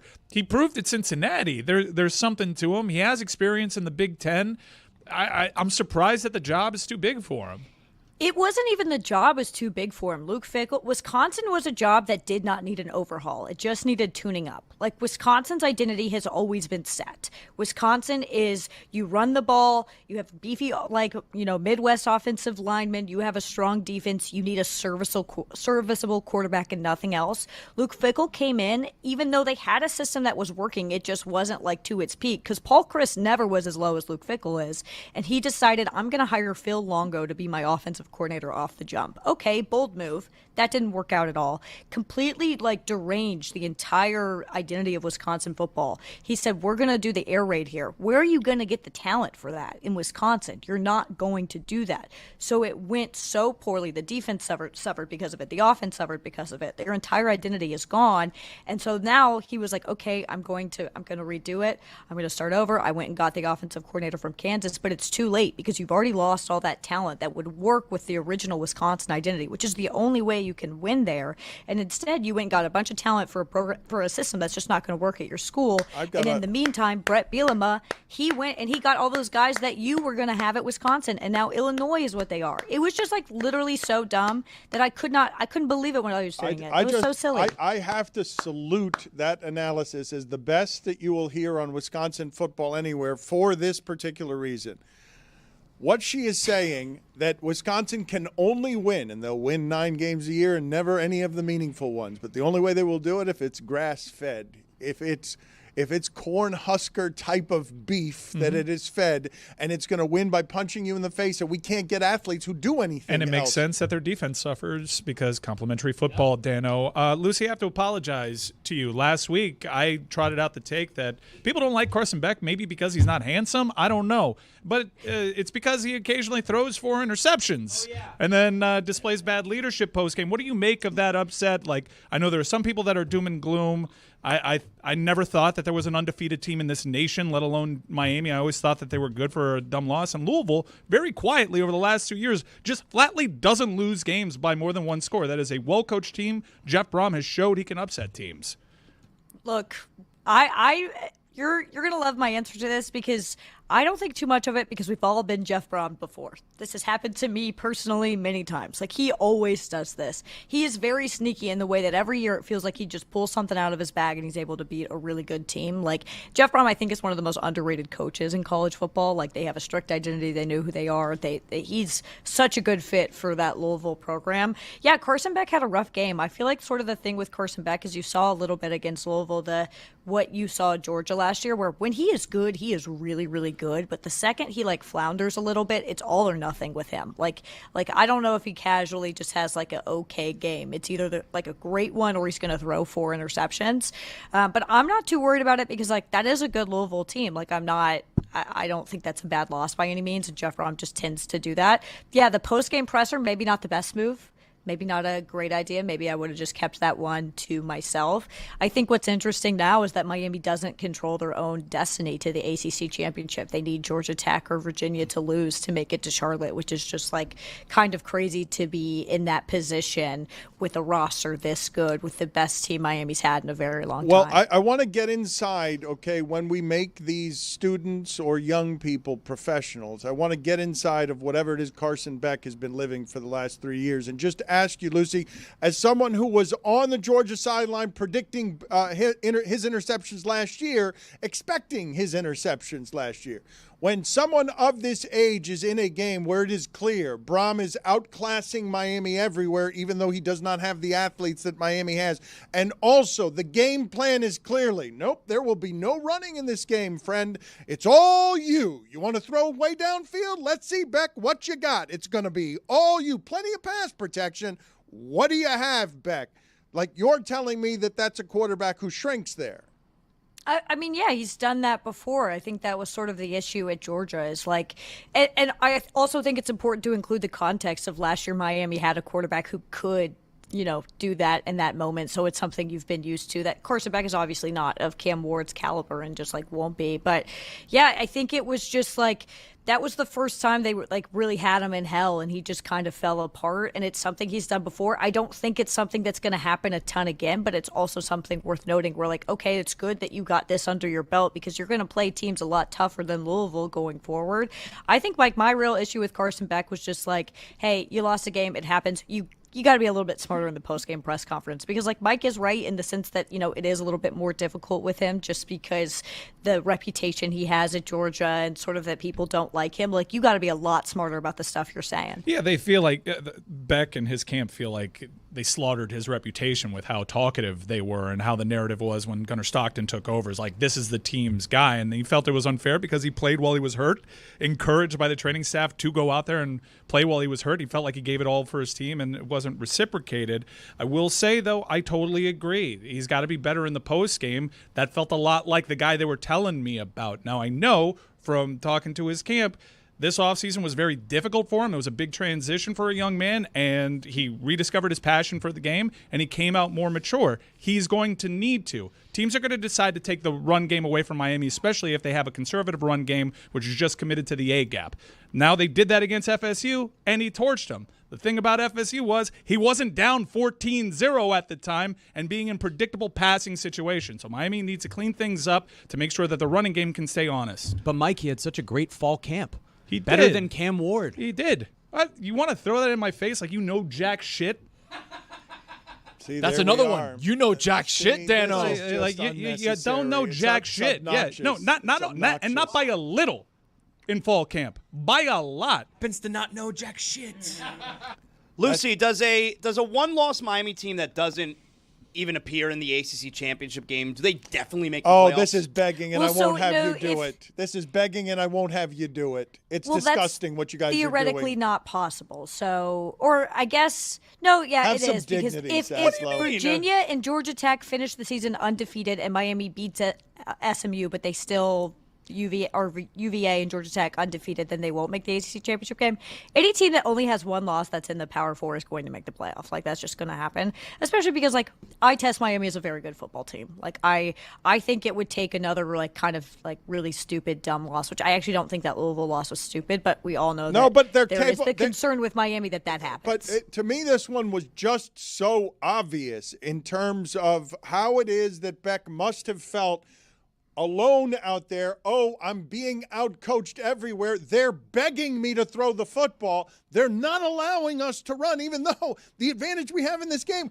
The biggest surprise in that game is why wasn't Miami couldn't run. Braum wasn't going to let him run. He was going to try and cover those receivers with that secondary, and did. They made 3 great interceptions. Yeah, they made unbelievable plays. I am curious if Miami does drop the other one. We know the other dumb one, and let's say it's just like last year, less by 1 score. It could be Virginia. It could be Pittsburgh. It can be anywhere. Well, it could be Virginia Tech. They don't play Virginia, which is another weird quirk. Who's the one that you're talking about? The ACC had this situation last year, and they're trying to address it by adding an additional conference game. But yeah, you have Georgia Tech, as Lucy mentioned. You had the weird thing with Virginia where they lost to an ACC team but are undefeated in the ACC conference. It doesn't count. Because it was a non-conference game because the teams decided they wanted to keep playing. It's so funny. Where Miami That's bullshit. Where Miami is aided is that unlike last year, their non-conference wins appear to be really good. They have the USF win, they have the Notre Dame win. Based on form, Notre Dame looks like a top 5 team all of a sudden, and we know the committee likes good losses. Right now, presently, Louisville's ranked in the team. What if Miami just says their Louisville loss is not an ACC game? They should. Lucy, why is that so funny? Because it's just like ACC is so stupid. They're so dumb. What do you mean? Like, Miami truly would be in a great spot if that game had counted because Virginia lost, but it didn't. For no reason, they were like, yeah, we're just going to play each other, but it's non-conference. What? Okay, sure. That is so ACC. I love this silly little conference. They're so silly. You and Zaslow are going to be in the same place this Saturday. Have either of you done Baton Rouge at night? Because it's insane. I have not. I'm excited. It's totally crazy. Have you been, Lucy, have you done this before? This is one of my favorite spots, so I'm very, very excited, even though that this could be a Brian Kelly gets fired game, which actually I think is going to make it way more fun. I'm so excited. I love LSU fans. They are nuts. Yeah, I'm looking forward to it. I went last year. It was a day game. Terrible game. They played UCLA. Get the hell out of here. But this game, night game, everyone tells me Death Valley at night, Death Valley. Okay.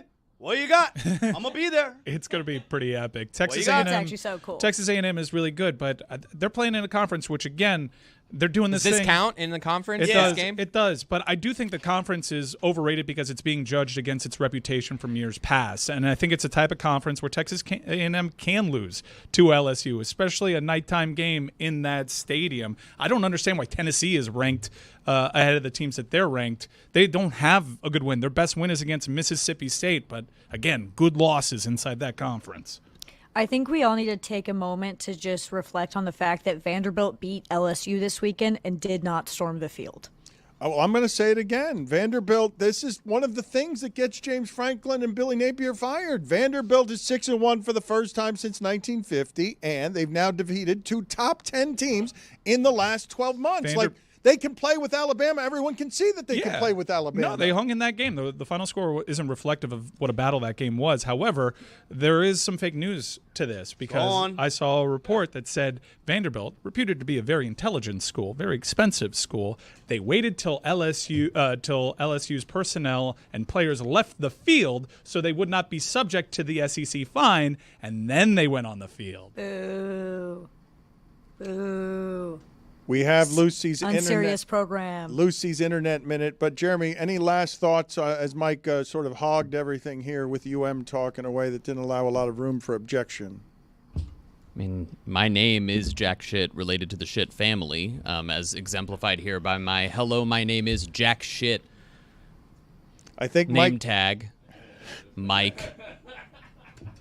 I don't know, man. Hi, Mr. How are you going Shit. to tell me I don't know jack shit? You don't know jack shit. You thought Carson Beck was better than Cam Ward. In fall camp. Yeah.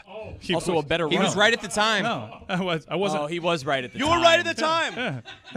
Still right. I need a better fall camp. Were you at fall camp? I didn't see you there, Mr. Shit. Again with the Mr. Jack Shit. I was looking around for Mr. Shit. I didn't see him. He hit me yesterday with some alums don't do anything for the program. That's what he hit. You hear he's throwing veiled shots all over the place. No, he was looking right at me. Okay. He was looking right at me and touting his own. Oh, I know what that means. Well, time to get in it. It's Lucy's Internet Minute. Yay, that's so great. Kim Kardashian went on the Call Her Daddy podcast this weekend, which I'm actually not really a big fan of that podcast. We can talk about that later. But she had the most Lucille Bluth moment ever, where Alex Cooper, the host, asked her how much money she spent on makeup a year or on glam, and she was like, I don't know. I don't really know the price of things. Like, I'd love to figure out how much a milk carton cost. Oh, girl, you could just go to the store. Also, milk carton. She's had kind of a weird week. They released like a new line of Skims, which include a bush thong, which is just hair on the outside of the thong. She did an interview with a ski mask. Or, it's not a ski mask, but like I don't know what to call it, but something completely over her face. Yeah, like not even a veil though. It was real creepy. Yeah, she's having a weird week online, but she doesn't know how much milk costs, which like I didn't think she did, but I probably would have just kept that to myself. How much are baby carts? More expensive than you think. Much more, Dano. Depends on the taste. But you know wives, Az. Oh, I know what they like. You know who also loves that? Babies. It's a banana, Michael. What could it cost? $10? How much is a baby heart on the black market? You don't want to know. Don't ask that question ever again. Do not ever ask that question again. Let's not ask that question. Never ask that question. Did you think that was a good question? I respect you. Don't ask that question again. Why'd you think that was a good question? Ask the Democrats. Lucy, thank you for being on with us. We'll talk to you next week. Jeremy is mad about the UM talk, and he's also mad because we're not talking enough baseball. I do not blame him. There was a Game 7 last night. Mike doesn't want to talk about Baker Mayfield all of a sudden. He's missing high, till let's just get to that bye. No, I watched the entire baseball game. Multi-view, Dan. And this baseball game was incredible. It was good. I'm devastated. The greatest Mariners season of this century dies on the doorstep because Toronto clubs the baseball, but also, God Almighty, is Toronto going to have any chance? They really hit. Vladimir Guerrero hits everything hard. Doesn't strike out and hits everything hard, but do they have any chance against four aces? I mean, they have a chance. Like, the Mariners' pitching was really good throughout that series. Cody has to walk to Seattle. Excuse me. Cody has to walk to Seattle. He loses that bet. Sorry about that. We've developed a plan, though. I'm glad you mentioned that because we do need to close this thread. Remember, he's old. He's old. And he has a bad knee. And he's got a trick knee. We didn't say where he's walking from when he gets to Seattle. So we're going to find a neighboring town. Okay, fly him out. We are committed to Thank you. You can take this to the bank. Thank you. Greg Cody. Yes. Okay. As long as I have air in my lungs, all right. we'll be walking to Seattle. He lost the bet. Just from a nearby town. Why would he think a team can't come back from 2-0? I don't understand. Why would you be so confident that a team cannot overcome 2-0, let alone in baseball? Probably because he had not watched either of those teams play the entire season until those 2 games. And if you only watched those 2 games, it seemed like there was a giant disparity between the talent levels. And then he offered up the thing he would do if it happens. No one said, hey, what will you do? No, I'll walk to Seattle. I really do love this World Series, the world's World Series, okay? Because Canada doesn't get to win these things, and this team is like, it's got a Major League Baseball chromosome, because more than taking descendants, we haven't seen Bichette yet. This team rakes. And he's supposed to be back. I thought Baltimore was going to win that division for 10 years. I'm surprised that Toronto had more wins. Toronto deserves to be there. Toronto, I think, had more wins during the regular season than the greatest roster ever assembled. Didn't Toronto win more games than the Dodgers this season? If they didn't, it was close because they won like 93 or 94 games. They're great, and they mash, but Dodger pitching is unprecedented with an ERA. Never mind the ERA. All the other advanced metrics that say it's the best starting pitching you've ever seen in a playoff. No, you're right, Dan. I mean, to have Blake Snell back, like the reason that the Blue Jays did win one more game this season than the Dodgers did is because they maintained their health for most of it. Now, Bichette was out at the end of the year. That offense was consistent all year long. And in the playoffs, actually having Andres Gimenez at shortstop was kind of an advantage because Bo Bichette is not a tremendous defensive shortstop. But to add him to that lineup, a guy who led that team in hits, who was right near the top of the American League in hits, if there's a team that was going to be formidable for the Dodgers, it's this Blue Jays team because their bullpen is so spectacular that if the offense can give them a lead early, you have an opportunity to do some things. But George Springer, I mean, he's the guy here where now he's tied for 3rd all time in postseason home runs. He has his moment in a Blue Jays uniform. I love that Blue Jays playoff crowd. It's so good. It was spectacular. And to watch him be able to do that in that moment. Remember, just a few days ago, he took a 96-mile-an-hour fastball off his knee. I thought he broke his kneecap. He was writhing around on the ground, and then he comes back and has this moment in that spot to give them the lead as one of the great playoff performers of all time. He's the only guy on that team with World Series experience, including their bench coach, Donnie Baseball, who gets to be there, Donnie T-Ball. This feels like a real World Series, though, where you have, obviously, Shohei Ohtani doing Herculean things, and then you've got Canada's team. Canada's team responsible for Joe Carter's home run, which once, a generation ago is the time that felt most like this. Poor Mitch Williams. It felt most like this in what it is you see. The last time you saw this in Toronto might have been the Batista bat flip in terms of, but you're talking about 20 years of this region cares deeply about this baseball team, and now it goes to fight the greatest roster ever assembled after a slugfight against the best Seattle team we've seen this century. Like, it's good storylines, but you got to give us some drama against the Dodgers. You can't just roll over. They're steaming everybody. Like they're steamrolling. The Dodgers, the Brewers are a very good baseball team. Like they had no chance. That's the difference between the Brewers and the Blue Jays, though, is that the Blue Jays offense is more potent. What the Brewers were able to do throughout the year was like all the little things right. They would lay down bunts. They would bunt for base hits. They'd pull off hit and runs. They'd go 1st to 3rd really well. They weren't able to do those things against the Dodgers because they were striking out so much. The Blue Jays have more pop. And I mean, look at this photo. Putting Joe Carter and George Springer next to each other in those moments in Toronto, they have a chance. Do I think that they're going to win the series? No, I think the Dodgers should win this series. But if there was a team in the American League that had an opportunity, that if they got hot and played their best baseball that could beat the Dodgers, it would have been the Blue Jays probably from the start. Congratulations to Bellevue, Washington. You're the closest city we deemed worthy of Greg Cody walking from. And how do we classify a city? City's got to have a mayor. So this is about a 4-hour walk that Greg Cody's got ahead of us. Not a small 10 miles. 10 miles in totality. This is a man with a trick knee, folks. He's got to make the walk. In the interim, let's hear the home run call, Springer home run call in French. Une balle au cul de prise à Springer. La balle est frappée seulement en direction du champ gauche. À la piste d'avertissement. Circuit George Springer. Sur une jambe et demie, on en parlait. Il va vivre un moment où il va faire la différence malgré le fait qu'il est blessé. Kurt Gibson sort de ce corps. C'est 4-3 pour les Blue La magie